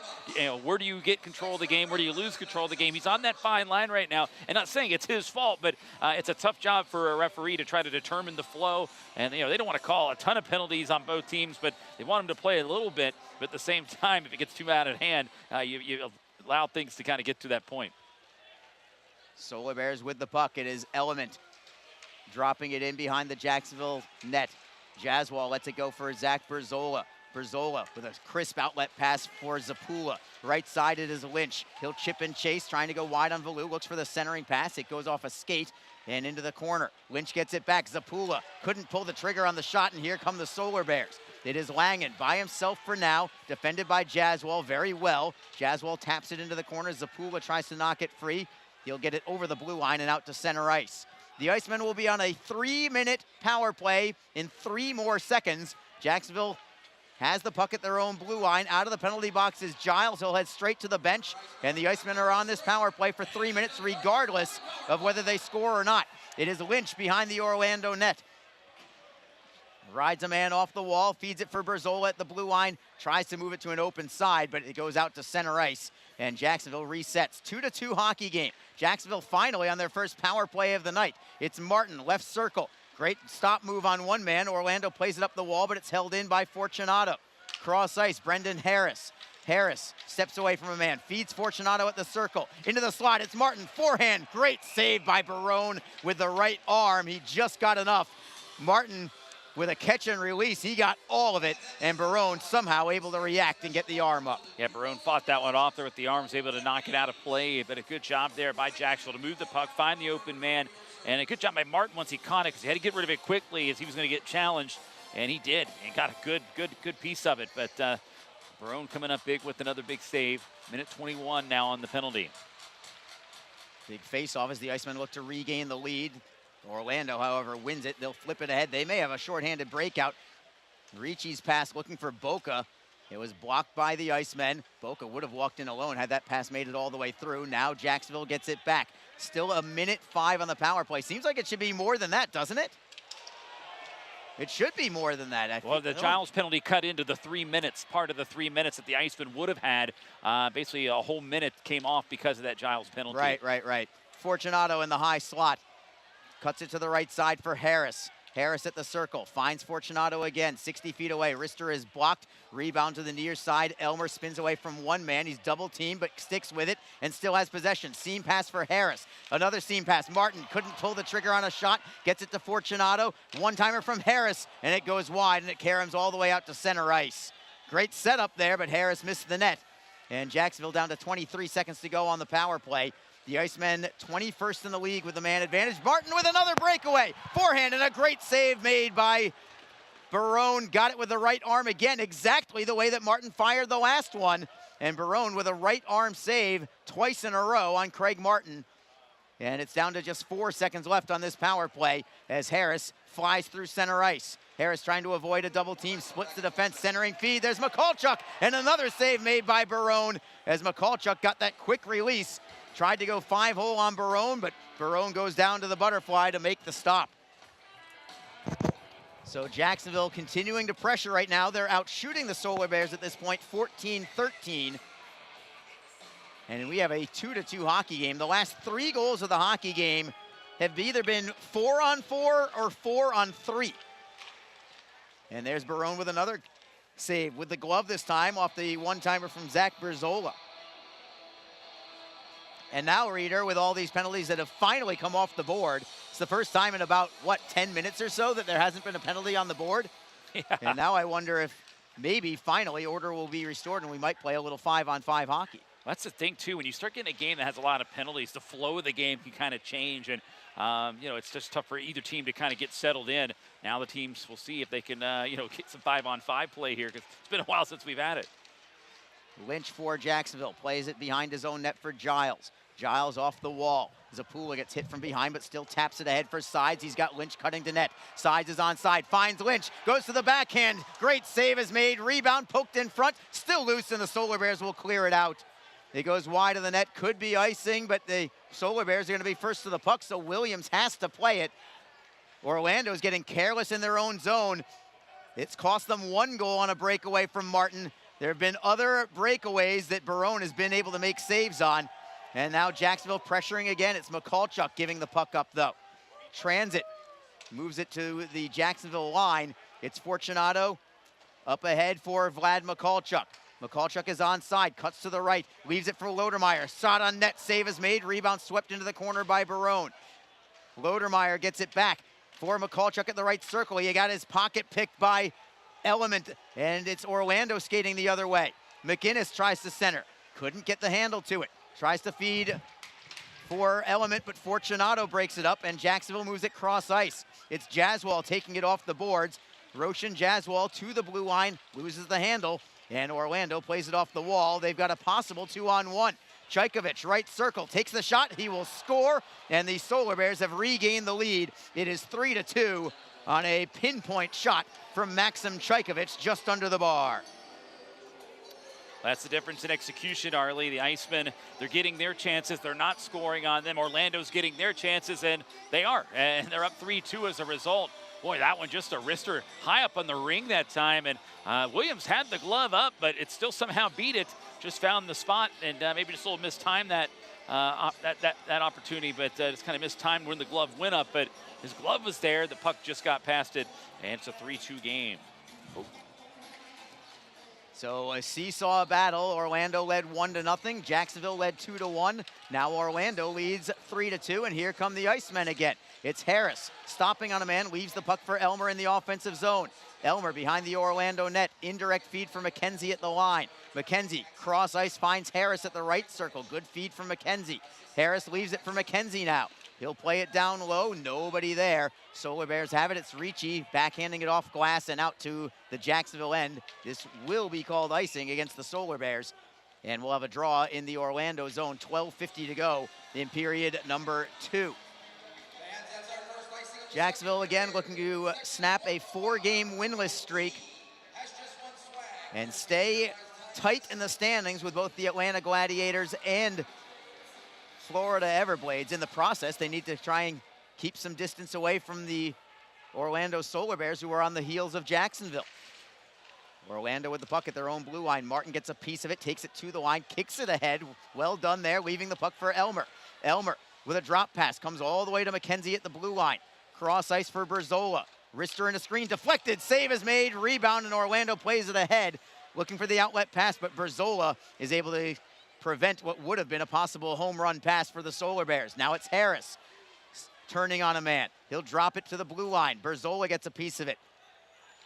Orlando gets it back, they'll flip it high, and it's a 2-on-1 for Orlando. 3-on-1 make it. Lang in right circle, drop pass, poked away by Jacksonville. Sean Giles with a great defensive play, and the Icemen very dangerous there defensively. A little too much gambling up front, and it nearly cost them there. Yeah, they got beat back. Too many moves there. So Orlando was trying to set up the perfect play when they still had an option to set up a good play. They didn't, and Giles with a good poke check with the stick, able to bail his team out.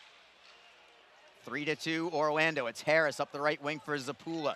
Zapula plays it off the boards to himself, drops it for Lynch. Can he get the pass away? Does work it in front, but there's nobody there. Orlando's doing a good job defensively, holding up any Jacksonville players that are skating to the top of the crease.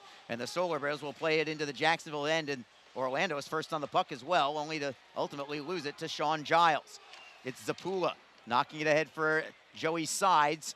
Sides taps it into the Orlando zone. Solar Bears have possession. 11:15 to go in the second period. It's 3-2 Orlando. Solar Bears clear in. Fortunato leaves it off the end boards for Giles. He gives it up to Element, but the Icemen get it right back. It's Zapula for Lynch up the right side, knocked out of the air by Orlando. Delayed offside for Jacksonville. That allows the Solar Bears to move it easily into the Jacksonville zone. Jaswal takes the body on Keene.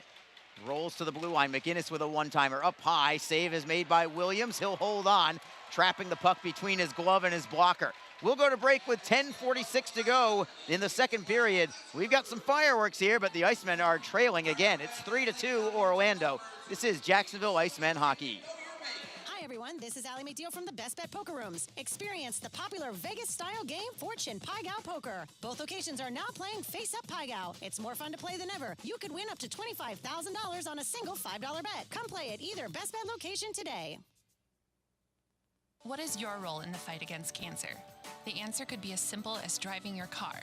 For many cancer patients, getting to and from treatment is one of their toughest challenges. The American Cancer Society needs volunteer drivers to help provide transportation for people in your community. Through the gift of a lift in your car, you can help patients take one more step in the road to recovery. Get in the driver's seat in the fight against cancer. To find out more, call your American Cancer Society at 1-800-227-2345 or visit cancer.org. We are back. Arlie Johnson with you, along with Alex Reed. I didn't mean to not include you there. I just kind of lost my thought there for a moment, Reader. Wow, man, yeah. wow. So, how quickly we forget, I guess. That's good thing I'm doing the game tomorrow by myself. So.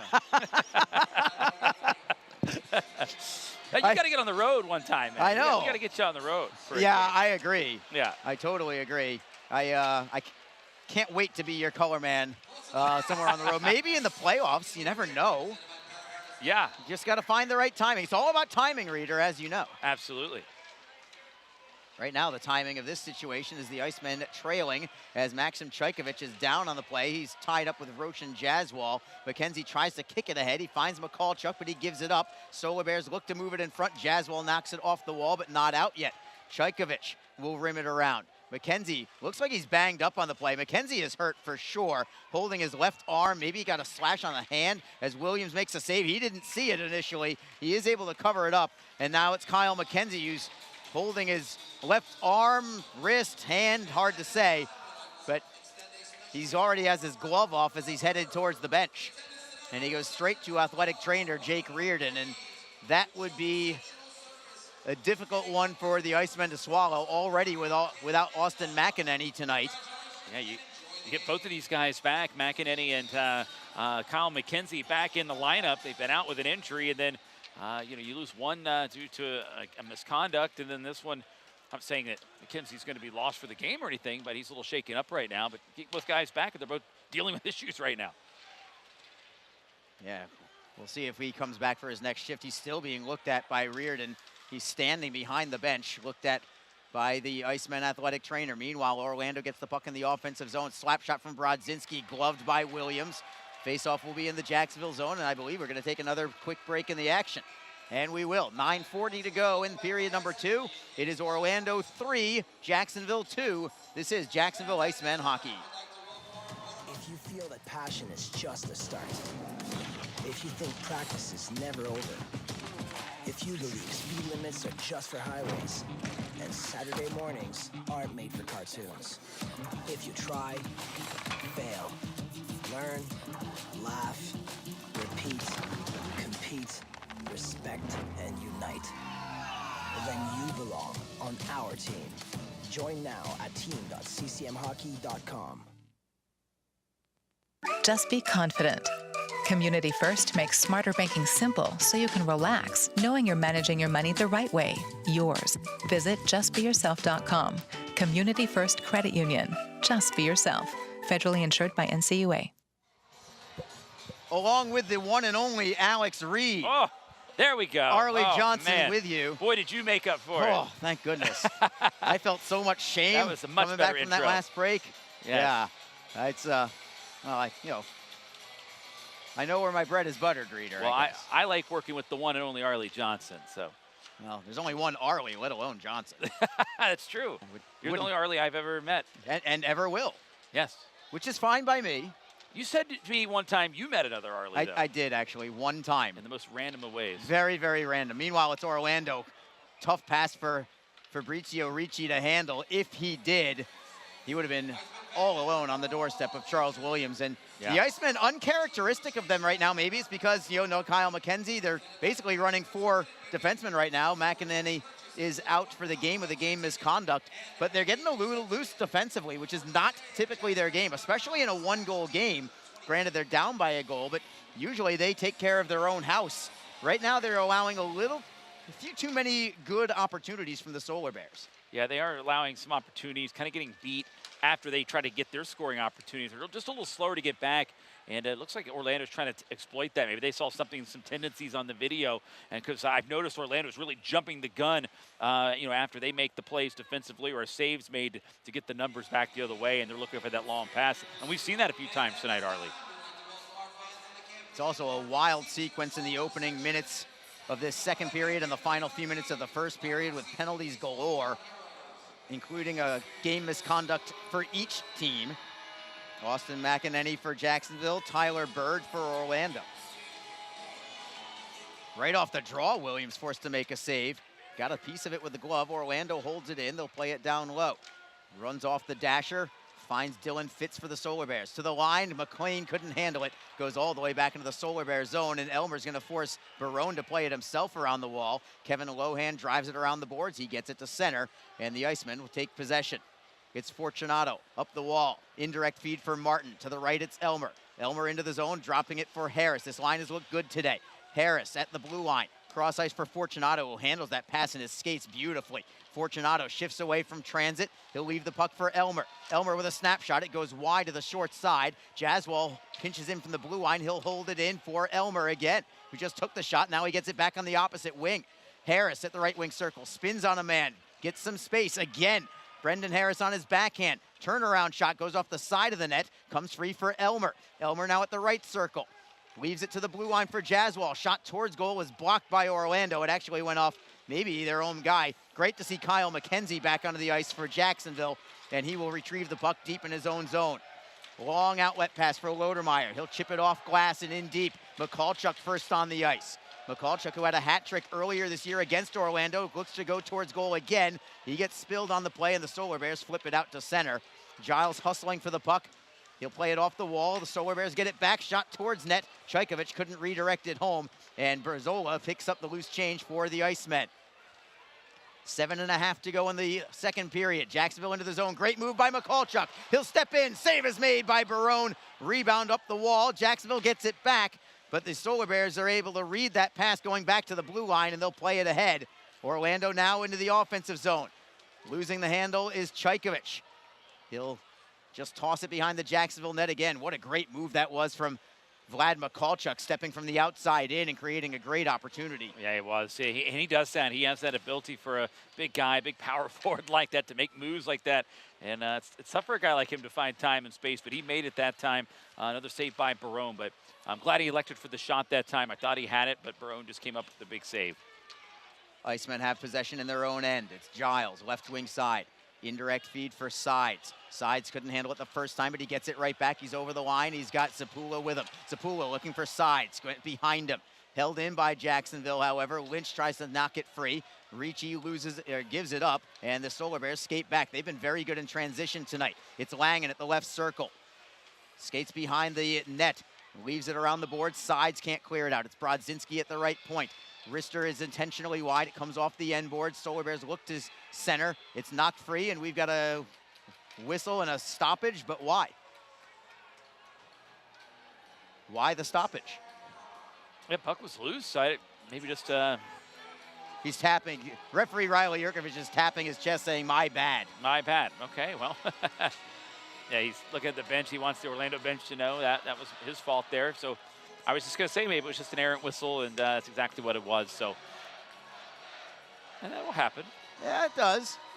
It's not like a goal was disallowed or anything, Reader. No. That wouldn't happen. No. Didn't happen today, anyway.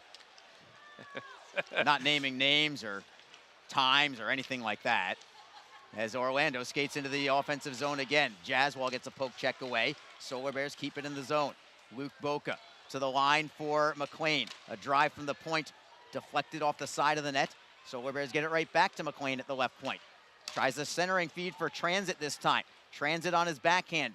Stick handles behind the net. He'll rim it around all the way to the right point. Can Lohan keep it in? No. Now it's a foot race for the puck, and the Icemen fighting for it. Martin couldn't quite get there ahead of McLean. McLean backhands it up the wall, and the Solar Bears will clear out. Now it's Orlando hustling for the puck. Keene with a centering pass. That's knocked aside by Jazzwall. Good defensive effort there from the newcomer for the Icemen. Jazzwall now takes the body on Element, and that separates him from the puck. Solar Bears get to try to get it back again. Harris flips it around the wall. It's tapped out of the zone by Martin. It amazes me still how these players, every team, every player can just redirect pucks out of the air with the greatest of ease. No, it's unbelievable. I know they work on it, but man, when it's, the heat of the moment in the game, and it's one thing to work on it, you're working on it, but when you have to do it in the game and you have to react and actually do it, it is unbelievable how they can do it. And like you said, just so effortlessly. Great outlet pass for the Icemen, and it's McCulchuk over the blue line. Shot blockered aside by Barone. That shot was from Nick Ford. Good release there. Orlando cleared the zone, however, immediately. Jacksonville trying to come right back. Stick up high. No call. No call. As the Solar Bears get it back at center ice, and it's Langen over the blue line. Chaykovich cuts to net. Langen into the slot. He'll drop it for McGinnis. Wrister is deflected wide. The fans and McCulchuk cannot believe that there was no call there made by Riley Yurkovich. Now it's Derek Lodermeyer backhanding it in. And it looks like, aside from those 10 minutes worth of penalties at the end of the first and the beginning of the second, I'm not sure if we're going to see any more penalties the rest of the night, potentially. Yeah, a clear high stick there on McCulchuk. He's not happy. Pounded his stick there on the boards when he went back to the bench and then slammed the door. He's a little frustrated there. Took it out on defenseman with a big hit, but yeah, he took one up high pretty hard. Here's Lynch with a power move. Save made by Barone. Rebound is covered by Barone, and we will have a face-off in the Orlando zone. We'll go to break with 3:52 to go in period number 2. It's Orlando 3, Jacksonville 2. This is Jacksonville Icemen hockey.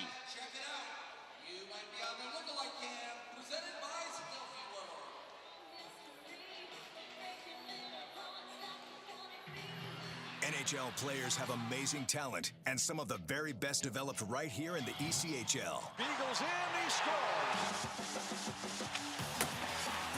Now, follow all your favorite ECHL alumni every night on NHL Network's primetime hockey show, NHL Tonight. Both teams recognize how big this matchup is. Fire save by Dubin. Rebound. Goosebump stuff. NHL Tonight, every night 6 Eastern on NHL Network. Popular Vegas-style game, Fortune Pai-Gow Poker. Both locations are now playing Face Up Pai-Gow. It's more fun to play than ever. You could win up to $25,000 on a single $5 bet. Come play at either Best Bet location today. Oh, they got me, Reader. They got me. I didn't know that was coming, but they got you. On the lookalike cam, they had me as Ferris Bueller. Spot on. No, I think that was... oh, no, it was John Cryer. John Cryer, yeah. John Cryer. It was Alan Harper. Alan Harper. From 2.5 Men. Yes. Yeah, I've been known to be good. each of them for a while. That was great. That was good. If I had been more prepared, I might have given a little move or something. I could have done a little Alan Harper something. I don't know what. I would have figured it out. Meanwhile, back to hockey. It is Harris over the blue line in Orlando's end. Shot gets deflected behind the cage. Valou picks it up. Loses it to Martin, a turnover in the offensive zone. It's Martin on his backhand, leaves it for Elmer, forehand. Great save by Barone again. He has had several 10-bell saves tonight, and Craig Martin is playing a whale of a game. He is. Already has 1 goal, and he nearly set up the equalizer there. Yeah, he did. That was he's been knocking on the door. Of course, we know he's already got 1 goal in this game, but that time setting up Elmer with that chance. And Barone, what a year he's having, Brad Barone. We talk about it. He's a journeyman, and really never found a home and was kind of bouncing around, kind of inconsistent maybe a little bit, but man, he is having a big time season here. And good to see him find a spot because you know, I've gotten to know him over the couple years. He's been on some teams that I've been a part of. Great guy. Just don't want him to do so well on these nights against Jacksonville. Certainly not. Bouncing puck. No offense, Brad. No, none whatsoever. You can do it another night, just not now. Not now. Icemen try to clear out of their own zone. They'd love to get the equalizer going into the locker room. Just 3 minutes exactly to go in this second period now. Fortunato flips it off the glass softly into the Orlando end, so icing is waved off because of it. Andrew McLean waiting between the back of his cage. Slap pass all the way to center ice. It is redirected in by Transit. Fortunato first on the puck for the Icemen. Fortunato tries the long half rink pass for Alexi. Offside will be called on Orlando as they had stolen the puck and tried to play it in. Coming up in the second intermission, we will have your ECHL Plays of the Week. Can't wait. As brought to you by Brian Gardner of the Rapid City Rush. Rapid City's having a pretty good year themselves. Looks like they're going to be in playoff contention in the Mountain Division. Jacksonville deflects into the zone, goes all the way on net. Barone forced to get a stick, and then Alexi shoves away Joey's sides after the whistle. Luke Lynch wants a piece of him, and we'll have a face-off in the Jacksonville offensive zone. 2.5 minutes to go. Jacksonville is out shooting Orlando 22-18, but right now, a goal from Maxim Chaykovich is the difference. A wrister from the right circle that beat Charles Williams up high to the short side.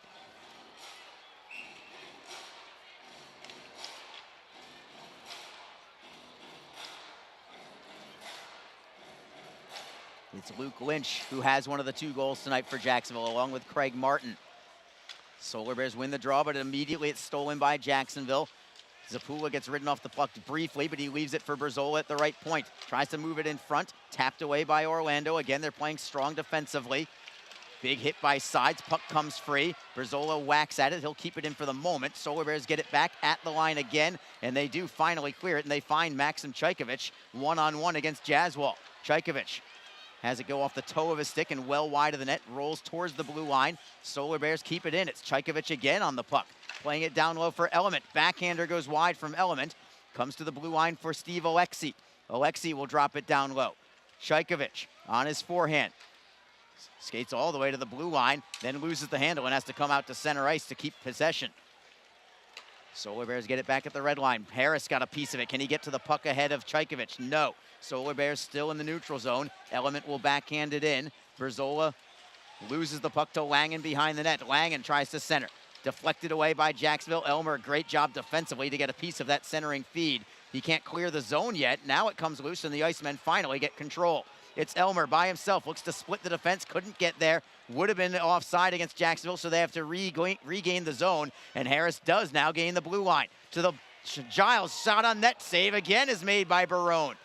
As the Icemen continue to pepper Brad Barone's net, but he has been there time and again to keep the Solar Bears on top by 1. Yeah, that was a little nifty shot there. Good patience along the boards by Harris, and just kind of flipped it up there to Giles at the blue line, who connected immediately as he crossed the line, got it on goal, and I think he might have caught Barone a little, not concentrating there. He adjusted, made the save, but again, a good first save there. And that's the thing we've noticed about Brad Barone, Arlie, is that he doesn't allow a lot of second chance opportunities.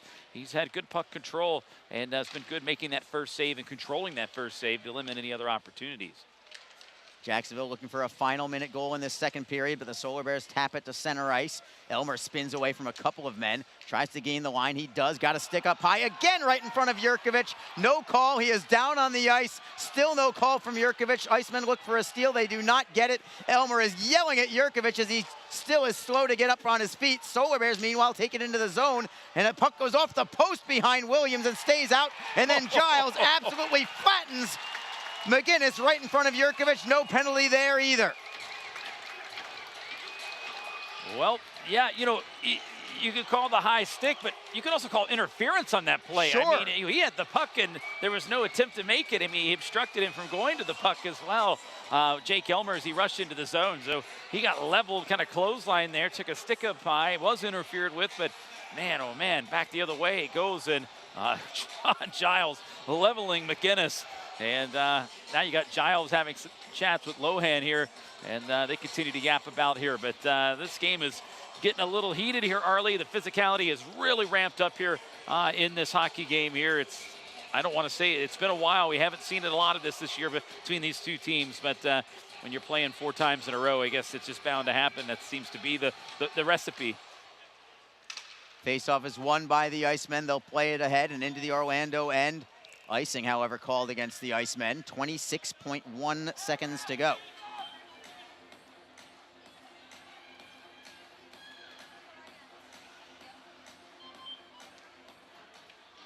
And we'll bring it to the left side of Charles Williams. Crowd getting restless. The players certainly getting restless for why no calls on what appeared to be a couple of pretty blatant high sticks in this second period. Jacksonville has only had 1 power play, and it was an abbreviated one at that. It lasted about 1 minute in total. Solar Bears still in the offensive zone, trying to play it off the back of the net. Jacksonville gets it back. Jaswell took a man down as the Icemen will play it ahead. They've got 8 seconds left. Can they do anything with it? It's going to be offside against the Icemen. Nick Ford in ahead of the play on the feed from McCallchuk. He was trying to feed it off the boards and out.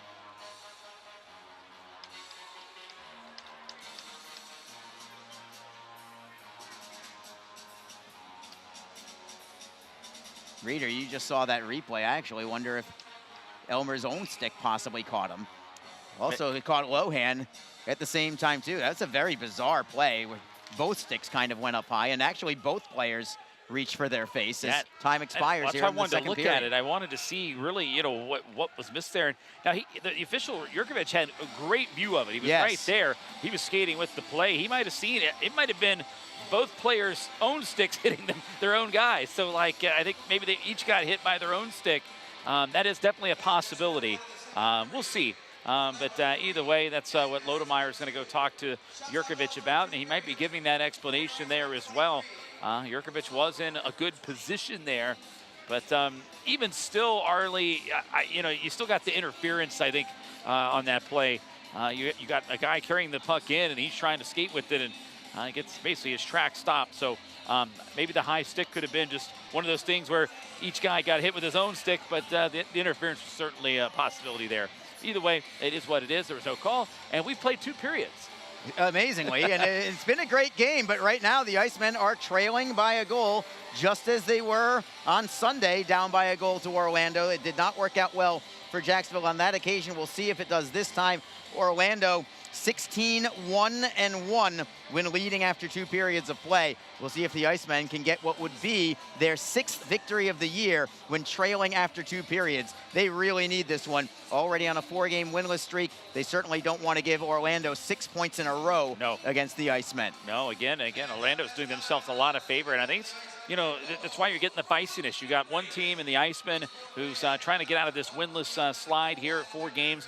They don't want it to extend to 5 games. And then you got Orlando who's really feeling and seizing the opportunity right now that, hey, we got a team that's reeling. We got to take advantage. We're gaining some ground on this team, and we're getting back in the conversation now. And now, what was a 3-team race 2 weeks ago very well could be a 4-team race here if things go the way the Solar Bears hope they do.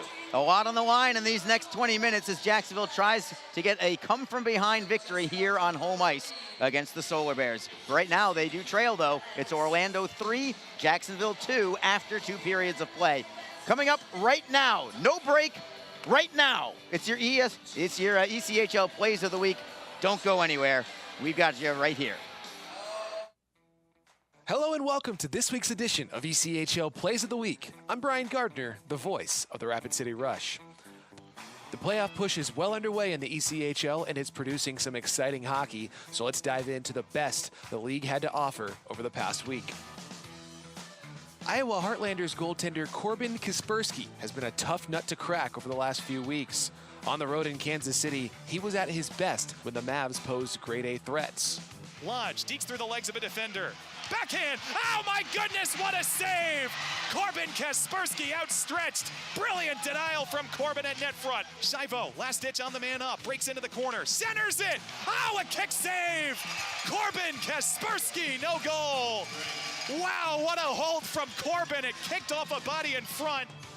Kaspersky is a remarkable story. At one point, he planned to go to college as a regular student before convincing his parents to let him attend a Bell Tire tryout, where he beat out 28 other goaltenders to make that junior team.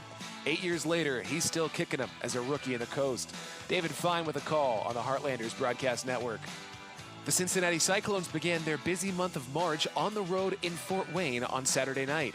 After being down 2-0 through 40 minutes, a power play gave Cincinnati life with this goal from the captain. And it's back to the point toward Aggie.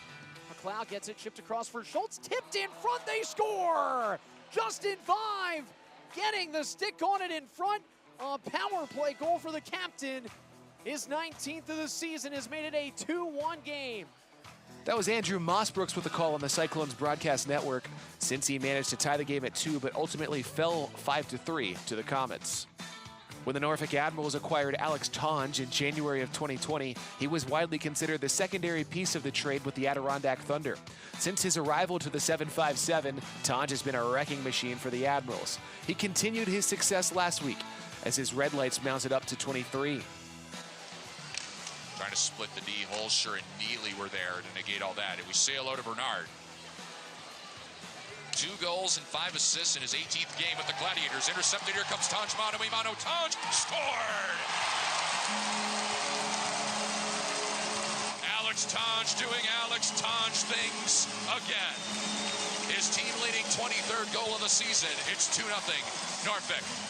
With that goal, Tonge comes into this week tied for 5th in the ECHL in goals. That was Weston DeWitt with the call on the Admirals broadcast network. The Florida Everblades took the finale in a 3-game series last week against Greenville.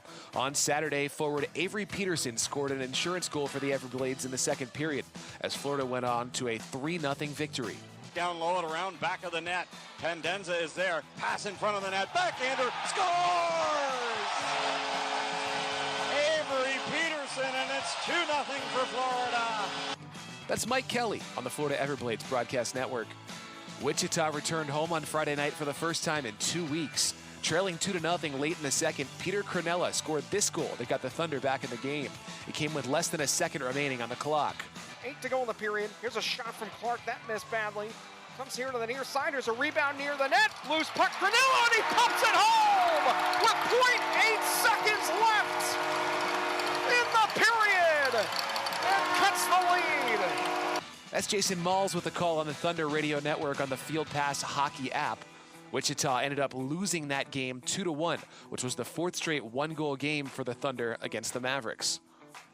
The Atlanta Gladiators swept a 4-game road trip last week against the Norfolk Admirals and the South Carolina Stingrays. The Glads came from behind in 3 of those victories and mounted third-period comebacks in 2 of them. Down 4-3 in the third period last Saturday against Norfolk, rookie defenseman Derek Topatic tied the game for Atlanta with just 53 seconds left in regulation. Gets fired in by Topatic.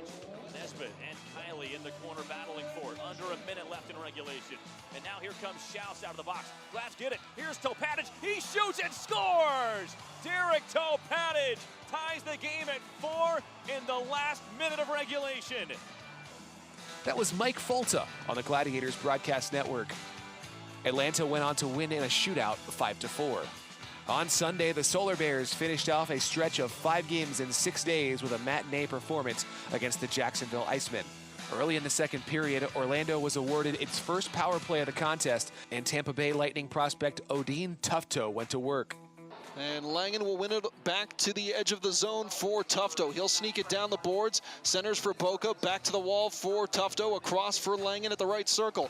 Back up high. Brodzinski, one-touch pass. Tufto shoots. Score! Tufto with a bullet. It's a power play goal. And the Solar Bears take a 2-0 lead just 12 seconds into the penalty to Craig Martin. That goal snapped a 9-game drought for the former Quinnipiac University captain and helped give Orlando a 4-2 win over Jacksonville. That was Jesse Liebman on the Solar Bears broadcast network.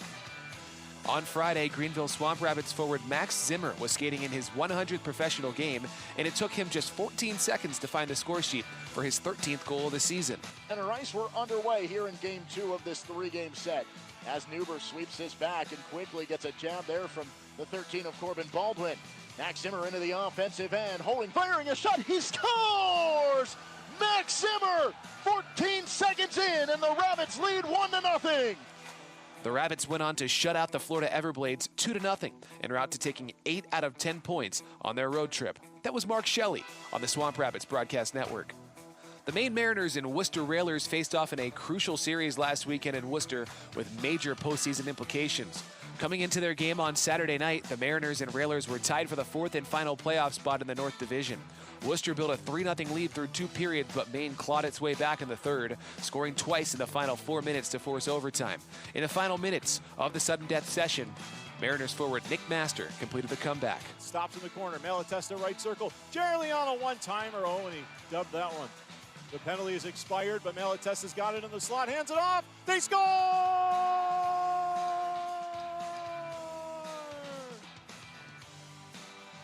The Mariners from 3 goals down in the 3rd, rally all the way back to win it in overtime. Nick Master, the hero tonight. That call from Michael Keeley on the Mariners broadcast network. It was Masters' team-leading 5th game winner and the first overtime goal of his pro career. The Mariners went on to pick up a road sweep with another win on Sunday and take sole possession of 4th in the North with 21 games to go. On Saturday in Rapid City, the Rush offense busted out in a big way in the 2nd game of their weekend against the Utah Grizzlies. With his team already ahead 9-2 and working on a power play late in the 3rd period, Gabe Shabbat put the exclamation point on Rapid City's dominant win. To the point it goes, leader, left wing side Wallen. Jake Wallen in front for Shabbat, shoots and scores! Gabe Shabbat is 2nd of the game. He's got 4 points. And Rapid City's in double digits with 3:40 to go in the 3rd. It's 10-2. 10 goals was a single-game franchise record for the Rush, who took 5 of a possible 6 points off the Grizzlies over the weekend and now sit in 2nd place in the Mountain Division, just 1 point behind division-leading Utah. That was my call on the Rush Hockey Network. That's going to do it for this week's edition of ECHL Plays of the Week. From the City of Presidents in the shadows of the Black Hills, I'm Brian Gardner. Thanks for listening and enjoy the hockey this week.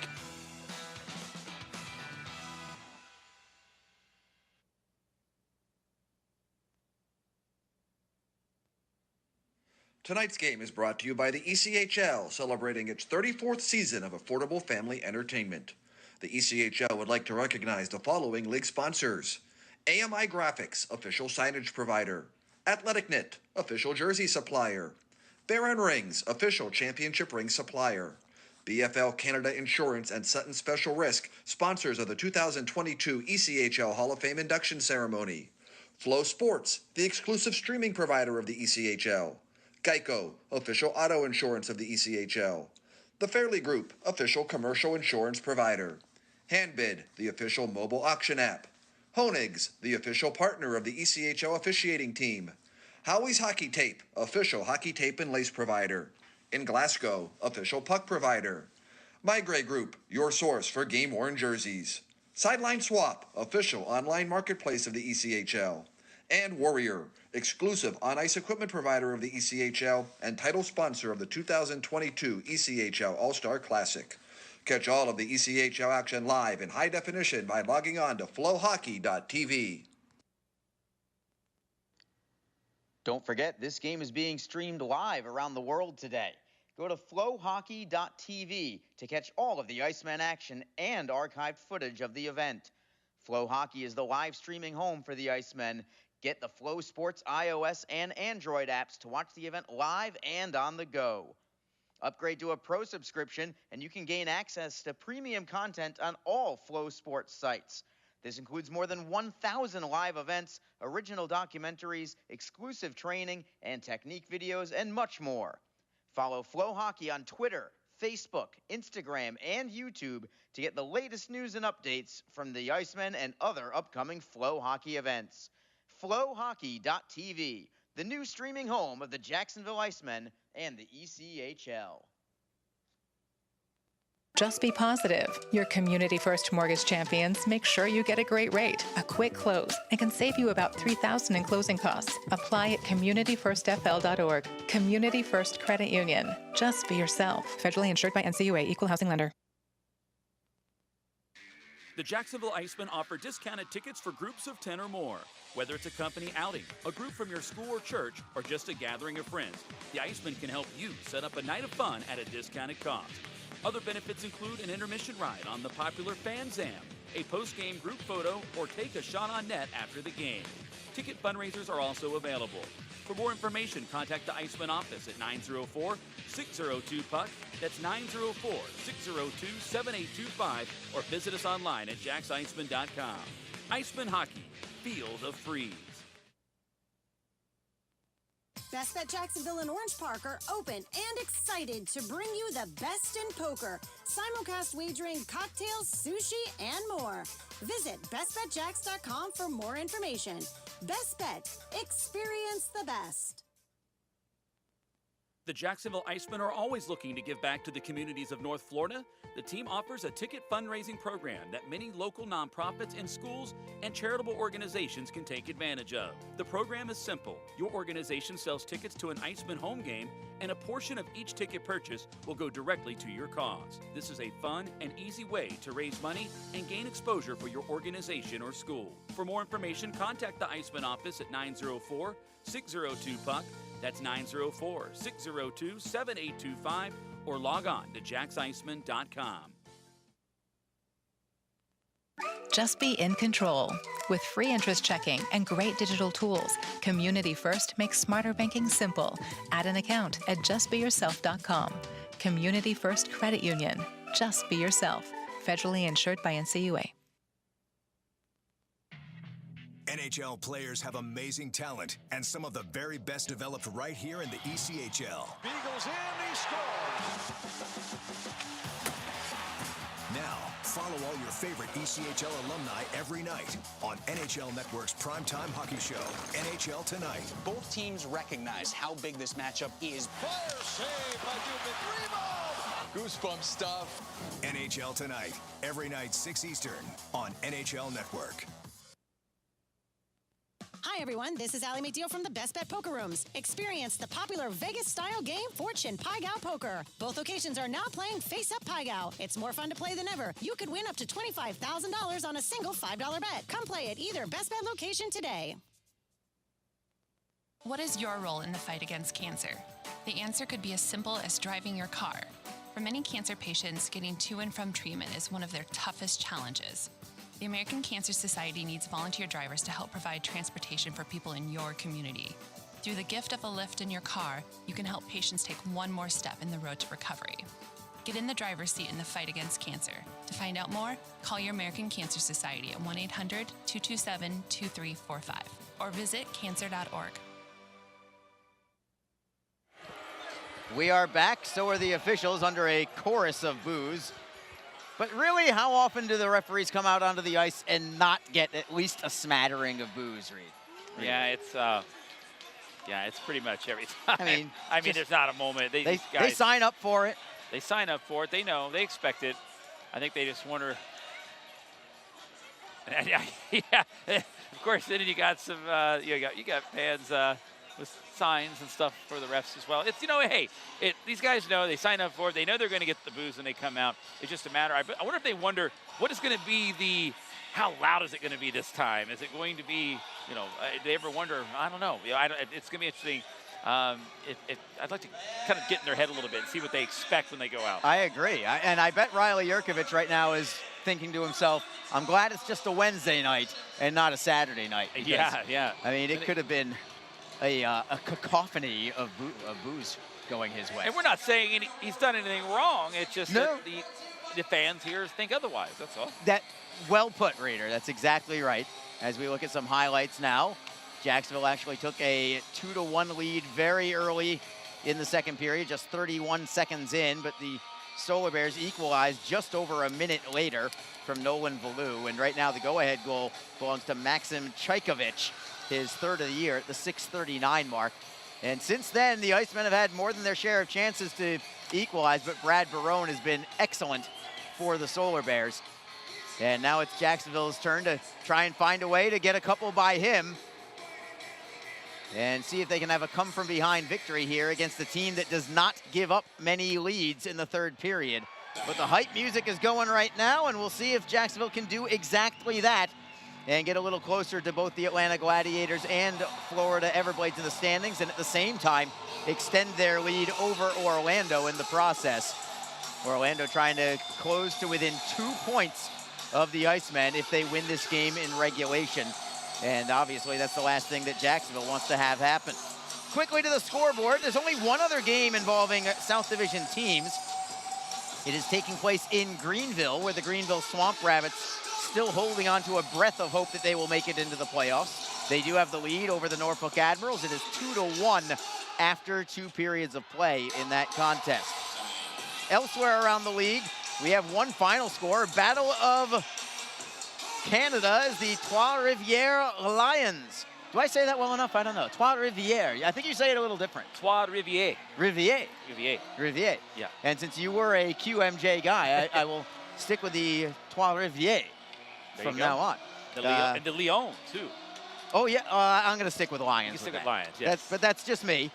Regardless, the Rivière Lyon Lions have defeated the Newfoundland Growlers tonight, 5-3 in St. John's, or somewhere near St. John's, on the Rock anyway, in Newfoundland. 5-3 your final score there. Back to play. We are underway. Third period action. Orlando has the puck. Slap shot goes just wide off the stick of McLean, trying to knock it out of the zone as Martin can't do it yet. Orlando with a shot on goal. Glove save made by Williams, and he'll take the draw to his left, but not the way the Icemen wanted to start. Orlando, kind of like the third period on Sunday, Reader. Remember when the Icemen were trailing by 1 going into the third period, but the Solar Bears scored very early in the third period of that one to give them some insurance. And ultimately, that may have proved to have been the difference. Yeah, I think it was, and they can't afford to have that happen again. It's just a one-goal game, but you can't go behind 2, especially how good Orlando has been all year in one-goal games and in taking the lead into the third. They're very much like the Icemen in that regard. So, again, it's going to be very important for Jacksonville to get this next goal and even up this game. Both these teams are good in one-goal games as Williams makes another save off the draw. But Orlando is exceptional in that situation. 16-4-4, and now another turnover in the offensive zone. It is Ricci with a wrister. Big save again by Williams. Rebound swept away. Jacksonville can't clear the zone yet. They'll try again. Finally, McCallchuk will knock it off the boards and out, but too many defensive zone turnovers there from the Icemen, creating some opportunities. Charles Williams, some critical saves to keep it within 1 for Jacksonville. Now it's McCallchuk for the Icemen. Chipping and chasing. McCallchuk rubs his man out against the boards. That is Alexi. But Orlando gets the puck and they'll play it to center ice. Fitz taps it into the zone. Giles will move it up ahead. He'll find McCallchuk. McCallchuk loses the handle. McInnes taps it ahead. And it's Luke Boca dropping it back for Alexi. And off to the left wing for Luke McInnes. McInnes will rim it around. Deflected ahead and out to center by Jacksonville. Solar Bears drive it right back in. Loose puck there. Fortunato just beats Element to the puck. And the Icemen will play it up the left wing side. Man goes down. We'll play on. The Icemen still have possession. It is Giles over the blue line. Lynch with a drop pass. Shot towards goal. Turned aside by Barone. Rebound into the corner. Comes up the wall. Solar Bears do not clear it yet. It is Lynch looking for a man in front. He'll take the shot instead. It goes off the helmet of Barone and ends up off the netting. But it caught him right in the grill as Luke Lynch was bidding for his second of the night. Yeah, it was a good-looking shot there, and Barone, I don't think he was quite set when he made the save, so he kind of went off a little higher than he would have liked, but he still made the stop nonetheless. But good job by Jacksonville. Good quick transition by Lynch to bring it down and recognize that he had a man crashing the net. He wanted to get that one on goal. I think he was kind of hoping for the rebound because Harris was on that back side, had one popped out, but as we've noticed here in the last, really in this 3-game set, Arlie, Brad Barone does not give up a lot of rebounds. Icemen win the face-off. It is Elmer trying to work it to the blue line, but Chaykovich was just waiting at the near side wall, anticipating that feed. And the Solar Bears now skate into the offensive zone. It's Element again. Gets rubbed out on the play by Berzola. Loose puck belongs to the Icemen. Martin looks to go cross ice. Elmer got a piece of it as he taps it into the Solar Bear zone. Elmer corrals it behind the net, gets ridden off the puck on the play. Poked away by the Solar Bears and Michael Brodzinski. Berzola pinches in. He'll hold the zone briefly, but the Solar Bears get it back, and they'll play it ahead. They've got a two-man rush element with Brodzinski, the defenseman. The trailer is Chaykovich. He whistles one over the crossbar. He's got a great shot. Valu at the blue line will hold it in. Chaykovich, turnaround shot. That is deflected. It goes off the glass and then over the glass and out of play. Maxim Chaykovich not afraid to shoot at all. He is a property, I believe, of the Syracuse Crunch. I'm trying to remember if it was Syracuse or if it was straight up Tampa Bay. Either way, he was just sent down a couple weeks ago to Orlando, and he's been a pretty good player for them since. Yeah, keep shooting the puck like that and sniping ones like he did earlier there. He's gonna be back up there soon. But he's been very active today, and like you said, not afraid to shoot whatsoever. He's taking a shot every chance he's had. Solar Bears win the draw. Cutting into the slot is Gareffa. Walks in, moves all the way to the forehand, put it off the pipe. What a great move that was. Now a shot pass in Williams with a huge save, and he'll keep it out of the net and keep this one 3-2. It is Orlando that is getting all the opportunities right now in the third period, and Charles Williams, partially by his own great play and also with a little bit of luck from the post, keeps this one at 3-2. Yeah, some scary moments there, and Gareffa, pinging that one off the pipe there. That was a great move there. He's got good speed. But again, the music to the ears of the Icemen and Charles Williams, that little flank. And then they come right back and get an opportunity there. And Williams able to make the save, just falls backwards, doesn't want to move anymore, and perhaps push that on his own accord there across the line. So great job by him. And Jacksonville dodged a bullet right there. They got to get it going here, Arlie. They just haven't really come out here like maybe I thought they would in this third period and kind of be on the attack. It's been all Orlando. Yeah, I was just thinking about that, that it's this is a little unconventional thought, but I was thinking about this during that stoppage, that maybe the Icemen would have been served taking a timeout there. The first 3.5 minutes of this period have not gone very well. I know you want to save it to the end if you need it, but I know it's a little out of the ordinary, but it did at least cross my mind that, let's try and reset ourselves, guys, and try and take control. And we could be, a couple more minutes of Orlando pressure away of that happening, Arlie, because, another goal for Orlando in this situation, it's going to make it really tough. At that point, that timeout at the end is not going to do any good because you're probably going to be down maybe by a couple goals there. So, again, that's something that certainly in the pocket there of Nick Luco if he wants to use it in this situation. Settle the troops down, regroup, and go, hey, guys, we need a little bit more from you right now. Puck is back in the Jacksonville zone, but the Icemen have it.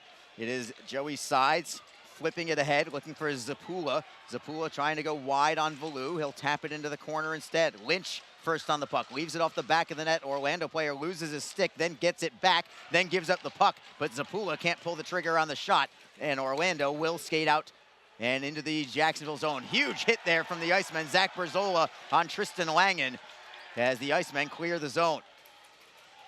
It's been a physical game. It's been a little nasty at times. Orlando gets the puck back into the zone. Langen looking for Gareffa. Puck goes behind the net of Jacksonville. Lynch gets tripped up on the play, but keeps his feet and keeps the puck. Elmer outlets it for Sides. Knocked away by Orlando. Played back by Jacksonville. They've got a 2-on-2 rush. Elmer with Sides. Elmer trying to go it alone. Gets tripped up on the play by Alexi. Penalty coming. It took about 3 seconds for him to raise his hand, but we'll play on. It's a delayed penalty. It will be a power play for the Icemen. Sides. Drop pass to the blue line for Giles. Martin with a one-timer. Save made by Baroni. Just got a piece. Rebound for Elmer. He'll keep it ahead to the blue line for Giles. 6 skaters on for Jacksonville right now. Harris at the right circle. Leaves it at the blue line. Giles for Fortunato. Fortunato behind the Orlando net. Centering pass. Shot goes wide from Sides. What a great setup. Jacksonville gets it back. Harris in the high slot. Cuts to the left wing side. He's got some space. Centering feed. And they're going to say that the play is dead, and they're going to call penalties on Jacksonville now. They're going to call a penalty on Jacksonville now. And there goes your power play. Joey Sides is heading to the box, and that's what created the stoppage in play. Orlando did not gain possession. It was because Sides had a penalty. So no power play upcoming here, so it's just going to be 4-on-4. That's disappointing for Jacksonville. They got some big pressure. I was wondering why the whistle came. That's because Sides was being called for the penalty there at that point, and that negated it. So Here we go, 4-on-4. A little extra space out there, and it's an opportunity for one of these teams maybe to try to use that to their advantage here, trying to set up the next goal here in this game, whichever side is able to knock it in. Both Icemen goals tonight are 4-on-4 goals as well. Perhaps we can make it a little foreshadowing potentially. A hat trick of 4-on-4 goals, perhaps. It's a good little nugget there for you, Arlie. That was good. Every once in a while, that gerbil's running on the wheel, Reader. Orlando, however, wins the faceoff in their own zone. They'll skate it out. It is Valou to center. He'll rim it around. Williams unable to block it behind the net.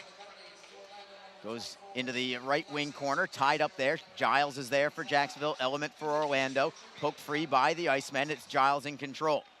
Behind his own cage. Giles fakes to the left, goes to the right, comes right up the middle, weaving out of his end. He'll feed it for Vlad Mikulchuk. Mikulchuk with Lodermeyer, 2-on-2. Mikulchuk into the slot on his backhand, leaves the puck. Giles with a shot. Save made by Barone. It trickled wide of the net as it broke free from him, but not going on goal. Giles has pinched in more and more as this season has moved along. Really like the way he's playing right now. Puck is in the Orlando zone, but the Solar Bears come away with it. Giles defends as Langen cuts away from Fortunato, gives himself a little more time, and the Solar Bears have it in their own zone. A minute to go on this 4-on-4 situation. It's Element for the Solar Bears. Cutting to the left as he gains the line, leaving it for Langen. Knocked away by Martin. Martin curls to his forehand. He'll try and start the rush, but he's going to be forced back behind his own net. Now he'll start the attack. Has to jump over a loose piece of lumber on the ice as Martin weaves through a couple of forecheckers, feeds it for Berzola. To the right side, it's Harris who handles that pass beautifully. Harris, drop pass for Martin. Behind the net, centering feed is deflected. Goes to the opposite wing. Boca turns to his forehand, and he'll skate it out to center. 13:19 to go in the third period. Offside called against Orlando, and we'll take a break in the action. The Icemen still down by 1. It is 3-2 Solar Bears. This is Jacksonville Icemen hockey. Tonight's game is brought to you by the ECHL, celebrating its 34th season of affordable family entertainment. The ECHL would like to recognize the following league sponsors: AMI Graphics, official signage provider; Athletic Knit, official jersey supplier; Baron Rings, official championship ring supplier; BFL Canada Insurance and Sutton Special Risk, sponsors of the 2022 ECHL Hall of Fame induction ceremony; Flow Sports, the exclusive streaming provider of the ECHL; Geico, official auto insurance of the ECHL; The Fairley Group, official commercial insurance provider; Handbid, the official mobile auction app; Honig's, the official partner of the ECHL officiating team; Howie's Hockey Tape, official hockey tape and lace provider; In Glasgow, official puck provider; My Grey Group, your source for game-worn jerseys; Sideline Swap, official online marketplace of the ECHL; and Warrior, exclusive on-ice equipment provider of the ECHL and title sponsor of the 2022 ECHL All-Star Classic. Catch all of the ECHL action live in high definition by logging on to flowhockey.tv. It is 3-2 Orlando. Jacksonville with the puck at center ice, still 4-on-4 for a few more seconds. Brendan Harris takes it into the Solar Bears zone, but the Solar Bears get the puck right back. It's Brodzinski behind his own net. D-to-D for Nolan Valou. And each team gets a man back out onto the ice as the Solar Bears take it into the offensive zone, only to give it up to Luke Lynch. Lynch chips it up the wall for Joey Sides. Sides drifting back into his own zone. Team's now skating at 5-on-5. It is Sides away from a forechecker, gains center, cuts away from another man, takes it over the line. He still has the puck. Sides turns into the corner. On his backhand, he'll feed the line. Giles with a one-timer. It's deflected on goal, and Barone will scoop it up and take the face-off. As Lynch looked like he got a stick, maybe in his midsection. He's pointing at something, motioning at something to Riley Yurkovich, the referee. It's going to be a power play. It's certainly not going to be a power play. That was going back to those last couple minutes. It looked like it was going to be a power play for Jacksonville, but they committed a penalty of their own, and now it makes you wonder if there's going to be any more power play chances for anybody the rest of the night. Penalties were plenty there in the second period. Things were certainly heating up, and they're at the end of the first as well. But yeah, it's kind of quieted down now as this game starts to have a little bit more of a, tighten it up, let's say, here down the stretch. Icemen win the face-off. They'll play it for Lodermeyer in the right wing corner. Turns away from Chaykovich. Tries to get some separation behind the net. Cuts to the other side. Centering feed. Barone is able to get there and take the draw. From a sharp angle, Lodermeyer just hoping to throw it towards the net and hoping for a good bounce. I have no problem with that at all. Whether he's got a teammate there or not, you just don't know what's going to happen. And sometimes those are the goals that get by a hot goaltender. Still plenty of time as well. 12 minutes, 13 seconds to go as the Icemen look for the equalizer. Lodermeyer wins the draw. Mikulchuk tracks it down. He'll feed Giles at the blue line, but it jumps over a stick and comes out to center. Jacksonville redirects back into the zones. Orlando, with some time, they'll play it up the wall and safely out to center. Jacksonville right back. It is Giles. Giles will lead the rush, finding Lodermeyer. To the blue line, it's Fortunato. Fortunato from Mikulchuk, right circle. His shot is deflected to the opposite wing. Sacco takes the body against Ricci, but Ricci takes the puck, and he'll find Andrew McLean. McLean up the left wing. He'll chip it off glass, and it'll roll into the Icemen zone. The Icemen going with only 5 defensemen right now. Remember, Austin McEnany given a game misconduct earlier in the game, along with Tyler Bird for Orlando. So the Solar Bears are only going with 9 forwards right now. As the Solar Bears, dangerous play, but Tristan Langen with some great stick handling and some good edge work to take it into the zone. Now it's Langen left side as Rister goes wide to the short side. Comes all the way to the blue line. Brodzinski steps around a man, then has it poke checked away. Here comes Zapula with some speed. He's over the blue line. Looks for the centering feed, but it's stolen by the back checking of Nolan Valou. Martin was cutting towards goal, but Zapula with a high degree of difficulty on that pass as Jacksonville gets a steal now at center ice. It's Ford. His pass goes off a skate and out to center. Jacksonville gets it back. Zapula will backhand it in. Martin will give chase, but Valou beats him by a stride. Valou around the wall. Broken up there by Ford. He'll find Martin at the left circle. Snapshot is blocked. Rebound for Orlando. Chaykovich leads a 3-on-2 odd man rush. Jaswal defends on him. Jaswal got a piece of it. Held in there by Brodzinski, who steps around one man. Centering feed. Element with a shot that is blocked. Loose puck belongs to the Icemen. Berzola up the left wing. Tapped out by Lynch. And the Solar Bears get it back. 3-2 Orlando. 10:20 to go in the third period. It's Jaswal in his own end. Stolen by Orlando. Great save by Williams on the one-timer from Jackson Keene. Icemen get it to center ice. It is Elmer over the blue line. He's got a man beat. Cuts to the backhand. Save is made by Barone. Just got enough of it. Icemen trying to get it back. Orlando gets a piece of it. They'll play it off the boards and out. A foot race for the puck now. Giles beats his man to it. He'll play it out to center. Orlando touches the puck. Is that going to be too many men maybe? I'll say no. And then Boca taps away at Lynch after the whistle. We will have a stoppage and we will go to break.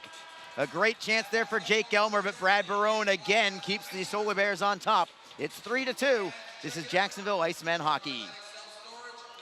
Don't forget, this game is being streamed live around the world today.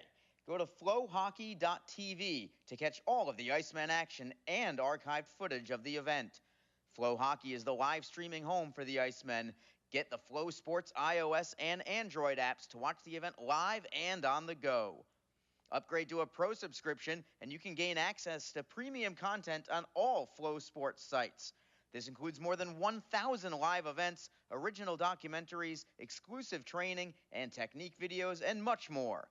Follow Flow Hockey on Twitter, Facebook, Instagram, and YouTube to get the latest news and updates from the Icemen and other upcoming Flow Hockey events. Flowhockey.tv, the new streaming home of the Jacksonville Icemen and the ECHL.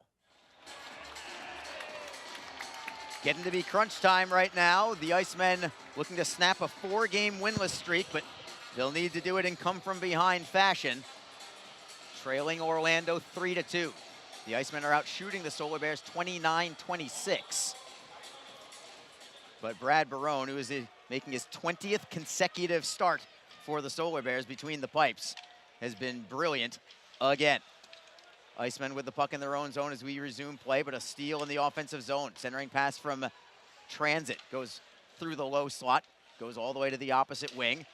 Luke Boca tries to turn on Fortunato, but he loses the handle, and that allows the Icemen to break out.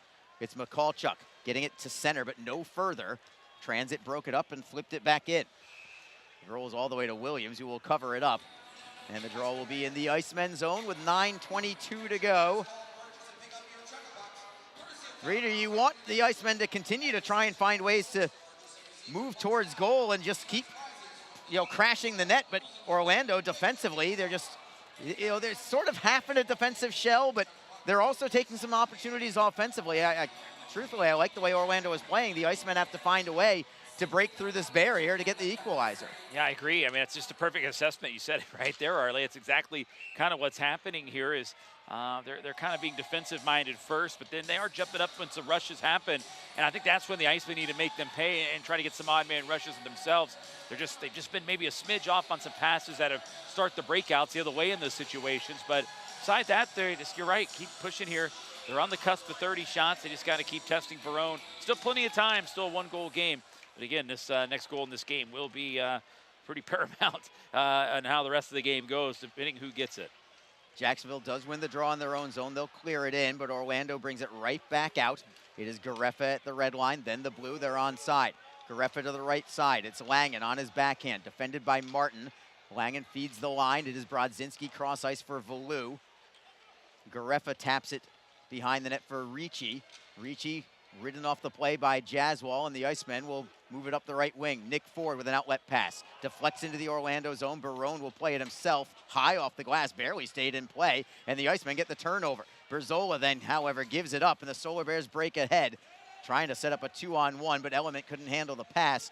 Fortunato collects it. He'll find Lynch in his own zone. Lynch with an indirect feed for Berzola. Lynch gets it back after a deflection, and here come the Icemen. It is Lynch. Penalty coming on Orlando. Delayed call. Lynch with a shot on net. Save is made. Rebound is touched up by the Solar Bears. Slashing call against Orlando. Pretty easy call to make with 8:18 to go. Reader, that happened right in front of us. Lynch taking the slash and then continuing on. He may be Jacksonville's best forward tonight. Yeah, he's been playing really hard here, and he's just been going hard. He's got a goal, but just driving, taking the net. He's been very gritty, finishing some checks. He's been getting under the skin of the Orlando players tonight, and they certainly got his attention. So there, a little slash and from Langen, who's kind of been involved a little bit too. So again, Lynch just kind of brings a lot of intangibles, Arlie. And like I said, the goal he had, that was a Luke Lynch goal, just a hard-working, gritty goal, going hard to the net there and making things happen. And he draws the penalty here in this case. The Icemen are in dire need of a power play goal, not just tonight, but in general.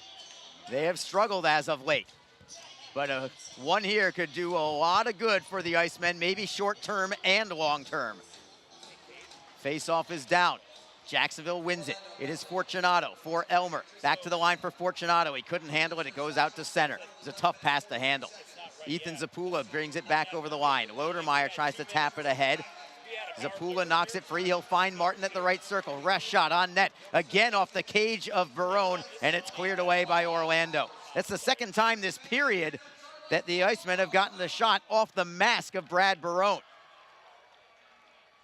Fortunato, stick handling out of his own zone. A drop pass goes to Elmer. Elmer up the right side. It is Martin playing it in deep, but the Solar Bears are on it first. Valou on his backhand. Gives it up. Zapula tries to knock it free. Solar Bears get it back at the line and over the line. Goes all the way out and ends up back to Charles Williams, who will leave the puck for Fortunato. 1:09 to go on the power play. It's Fortunato stick handling up to center. He'll feed Martin on the right. Martin can't gain the line. Jacksonville's having a hard time just gaining the zone right now. And the Solar Bears get the steal. They've got the puck in their own zone, taking their time. Valou for Brodzinski. Playing it to center for Ricci. Jacksonville's completing a line change. Finally, Ricci just wristed in from center. And the Icemen get the puck back, but only 44 seconds to go on this power play. It is sides for Sean Giles. Right wing side, it is Luke Lynch. Lynch with a drop pass to nobody in particular. The Icemen are fortunate to get it back. It is Zach Berzola trying to pick up some speed. Berzola over the blue line. Looks to go wide on a couple men. He'll take it deep into the Orlando zone, but Kalchuk taps it loose. It goes to the blue line for Sides. Sides with a drop pass for Lynch. Lynch leaves it for Giles at the right circle. Tries for the seam pass. He lost the handle, but the Icemen get it back. Lynch with a wrister. It is blocked in front. One-timer goes wide from Berzola. 8 seconds to go on the power play. Jacksonville still with the puck. Giles at the line. Cross ice. It is Berzola. Back for Giles. Moves it to the right side. It is Sides. Sides for Giles. Team's at full strength. One-timer, Berzola, he put it wide of the net. That's twice that Berzola put it wide on good setups from Giles on both occasions. Teams are at full strength, and the Solar Bears have the puck. Orlando with a wrister. Blocker save is made by Williams. Rebound for McCallchuk. We are now under 6 minutes remaining in the game. Jacksonville still down by 1. 3-2 is the score. Solar Bears get the loose puck, centering feed. Gareffa couldn't redirect it on goal. Into the slot. Boca tried to redirect it towards net. It went well wide. Scramble for the loose puck. Solar Bears have it. It is Gareffa trying to skate away from Lodermeyer, it looks like, along the near side wall, tied up along the boards. Berzola digs it free for Jacksonville. Puck goes high into the air. It stays in the Jacksonville zone. Giles will spin away from a man.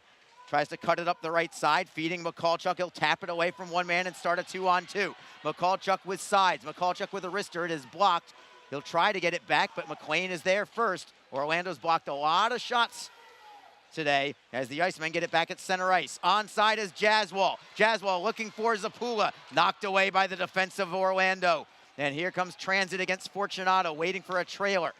Wrister deflected wide. Jaswal gets it back. He had a nice step up on that play, but his pass for Zapula was knocked aside by the Solar Bears. As the Icemen still looking for answers, trying to find the equalizer late in the game. Craig Martin has possession for the Icemen. Looks for Zapula. He blew a tire just as he was about to receive the pass. And the Solar Bears get it deep in their own zone. It's Element dropping it for Valu. Zapula in on the forecheck. Orlando with an easy break out of their zone, however. They've got a 3-on-2 if they hustle. Element on the right wing side. Wrister on goal. Denied by Williams. Rebound up high for the Icemen. Here's Nick Ford. Ford with Martin onside. Here's Martin on his backhand. Tries to get the shot away. Broken up there. Puck is still loose. Orlando tries to clear it away. Jacksonville looks to hold the puck in the zone. They do. Berzola hold it in briefly. Solar Bears get it back. That was a good rush. Nick Ford's pass to Craig Martin, but Martin had a very sharp angle by the time he finally was able to get possession of it and do anything with it. Solar Bears will be called for icing here. We're down to 3:53 in the game, Reader, and the Icemen still trying to find a way to send this one to OT. Yeah, they're trying. Just can't seem to get it in there and get it through. And really, they haven't set up a ton of opportunities here. Power play looked a little promising at times, but again, just couldn't get the chances in to really test Barone. But 3:53 to go. It's a one-goal game. They got to keep plugging away here. Haven't seen Harris in a while. It's just one thing I had noticed. I can't tell if he was on the bench. He should be easy to spot, but I haven't seen him in really the last few shifts or so. He's not on the bench right now. Yeah. So I think he went down the tunnel a little bit earlier. I didn't see what had happened for him. I have not seen him. Another icing call against Orlando. The Icemen are looking for a hero right now to try and tie this one up and at minimum send it to overtime. It is Lynch on the faceoff for Jacksonville. He has one of the goals tonight. He wins the draw as well. Jaswal with a wrister. Save is made by Barone. Rebound up the wall from Orlando. Held in by Fortunato. He'll feed Dominic Sacco. Sacco spins away from a man at the right wing corner. Tries to feed it to the line. It's Fortunato. Walks the line. Wrister in a screen. Blocked in front by Orlando. Fortunato gets it back after a clear-out attempt. It's Elmer. Double teamed on the play, but tries to get the centering pass away. Sacco was all alone, but the double team from Orlando was enough to not allow Elmer to get that pass off, and Orlando will ice it. It's the third icing call from Orlando in about the last minute or so, and perhaps now they are going into their final defensive shell in the final few minutes, and we'll see if Jacksonville can capitalize on that and find a way to get just one by Brad Barone to send this one to extra time. Derek Lodermeyer now on the faceoff for the Icemen. He does win it. It goes behind the net. Martin overskated the puck. Orlando gets it changed. It is Element up the wall. Comes free for Gareffa. One-on-one against Giles. Gareffa to the outside. He puts it wide to the glove side. Comes free off the boards for the Icemen. But unable to handle it at center as Martin. Jacksonville gets it back, however. It's Lodermeyer over the blue line by himself for now. He'll wrist it on net. Barone an easy glove save that time. But it does result in an offensive zone draw, and we will take a break in the action. This almost works like a timeout for Jacksonville. This will be good. We'll see if Charles Williams is still in the net when we come back. We're going to take one final break. It is 3-2 Orlando. You are listening to Jacksonville Icemen Hockey. The Jacksonville Icemen offer discounted tickets for groups of 10 or more. Whether it's a company outing, a group from your school or church, or just a gathering of friends, the Icemen can help you set up a night of fun at a discounted cost. Other benefits include an intermission ride on the popular Fan Zam, a post-game group photo, or take a shot on net after the game. Ticket fundraisers are also available. For more information, contact the Icemen office at 904-602-PUCK. That's 904-602-7825, or visit us online at jacksicemen.com. Icemen Hockey, feel the freeze. Still in a media timeout, 2:48 to go in the contest, at least in regulation. The Jacksonville Icemen trailed the Orlando Solar Bears 3-2. Along with Alex Reed, Arlie Johnson with you, as Nick Luco still has his players at the bench. Referee finally signaling that for them to leave, and we'll see if Charles Williams heads to the bench or not.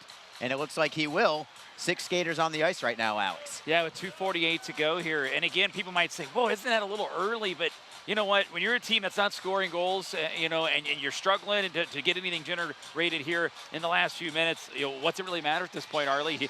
Give yourself as much time as possible here. It's really now or never for this team if they're going to put it home and tie this thing up.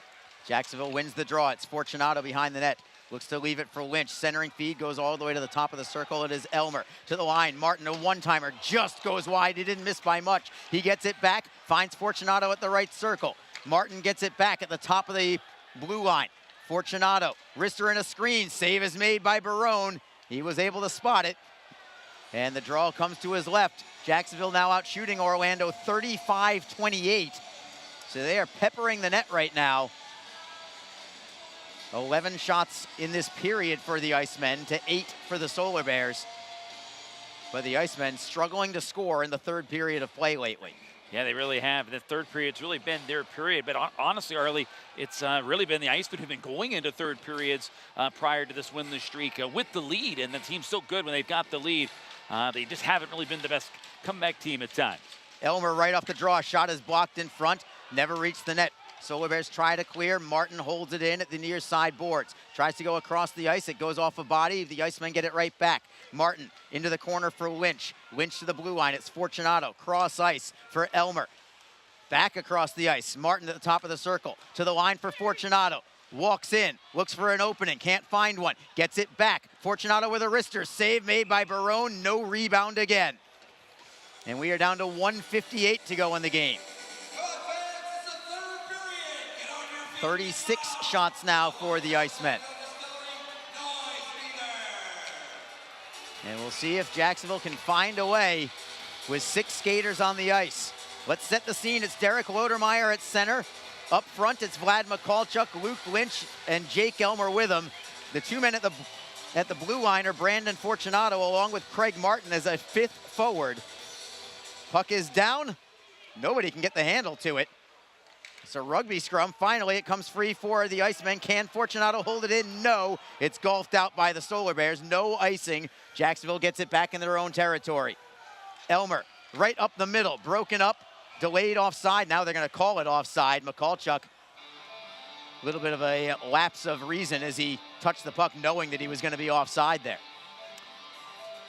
Yeah, they almost got that one through, but I don't think it would have mattered. Mikulchuk was offside. They'd have caught him behind on a breakaway chance. That would have been something. Now Williams will return with the faceoff coming back out to the neutral zone. He'll return to play here, so the extra attacker not out there.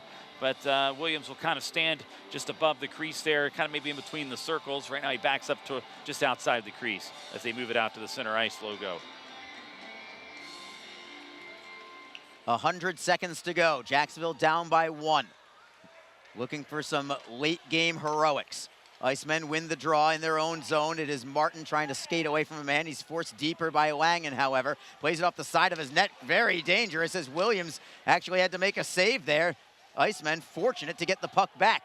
It is Fortunato behind his own net up the left side. Now the Icemen have some space. It is Martin over the blue line. Cross ice for Lodermeyer at the right circle. Shot on goal. Save is made. Rebound is loose. Orlando has it. They'll clear it going to the empty net and right down the middle. Orlando from about 185 feet puts it into the open net. It is a 4-2 lead for the Solar Bears with 1:07 to go. And so it looks like it's going to be 3 in a row for Orlando, all here in Jacksonville.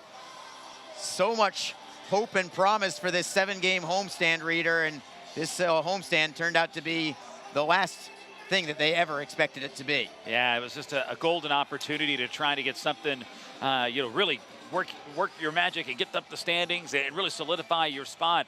But it's just kind of been a little bit of a free fall here as of late. And they've been in all these games, but again, they're just having a difficult time scoring right now. And listen, we're not going to sit here and make excuses, but you got a lot of big name guys up now for Jacksonville, Florida, Orlando, Atlanta. All those teams right now, they pretty much have everybody here on their, not a whole lot of guys called up. But you got Gerdukas, you've got, you've got Nazarian, Brown. So a lot of guys are called up right now, guys that you lean on for offense right now. And it's up to this team to really adjust, and someone's got to find a way to step up and take those spots while those guys are gone.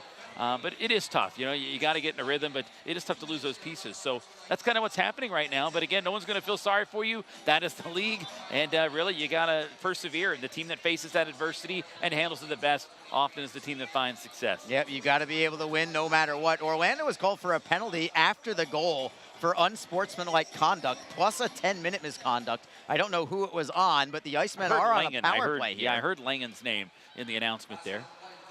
1 minute to go in the game. The Icemen down by 2. They need some really special stuff right now. It is Martin over the blue line.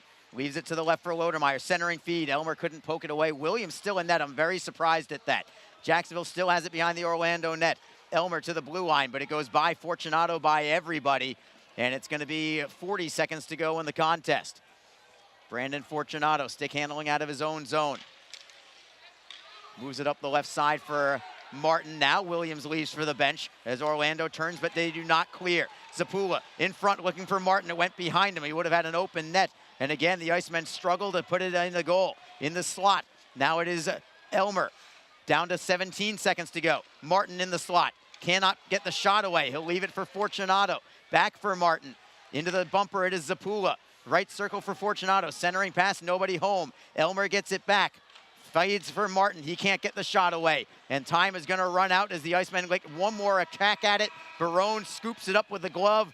And the Solar Bears, for the second time in as many games, have won by an identical score of 4-2. And now we've got some unpleasantries after the whistle with Derek Lodermeyer involved for Jacksonville. The Icemen will separate, and Orlando celebrates their 3rd consecutive win here in Jacksonville.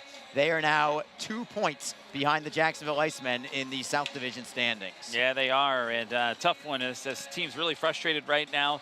They're just not getting the puck to go in here in their favor, and now they got to go to Orlando, to a house of horrors as it's been for the team over the years. Now they did break the streak. That's over with. They don't have to worry about that, but it's still, you've been there 24 times, you've lost 23. It's still not a happy place to go to if you're a Jacksonville Icemen fan or player. So hopefully they can go back-to-back at the Amway Center tomorrow and get this thing back on track. Certainly hope so. And again, big picture here is obviously this is not a great stretch for the Icemen right now. It's now a 5-game winless streak for Jacksonville. But as you addressed, the guys up in the American Hockey League that the other teams just aren't really dealing with like the Icemen are. 4 of their top probably 5 forwards are all in the American Hockey League right now. James Sanchez, along with Abbott Gerdukas in Hartford, Aaron Nazarian in Rochester right now. And you've also got Christopher Brown and Hershey Jacob right Friend now. And he's not a big goal scorer, but he's a big part of the physical side. But you're right, Arlie. I mean, again, a lot of guys up. You don't want to make excuses, but hey, listen, that hurts. There's no doubt it hurts. We're happy for those guys, without question. They've earned those opportunities. But again, in this league, you've got to adapt. And that's what this team's trying to do right now. They're fighting through it, and they'll get through it here. Again, it's just a rough patch. We've seen it already once this year. The team's been able to respond once they find their rhythm and find their groove here. So the Icemen, by no stretch does this mean that this is, the end of things or doom and gloom. They'll get back in the winning ways. And as they say, it's not how you start, it's how you finish. How you're playing in March is not ultimately going to be that much of a difference, or it's not going to matter all that much once the playoffs begin in mid-April. Of course, the Icemen have to ensure that they get there. They do have a nice, hefty cushion over the Greenville Swamp Rabbits for right now.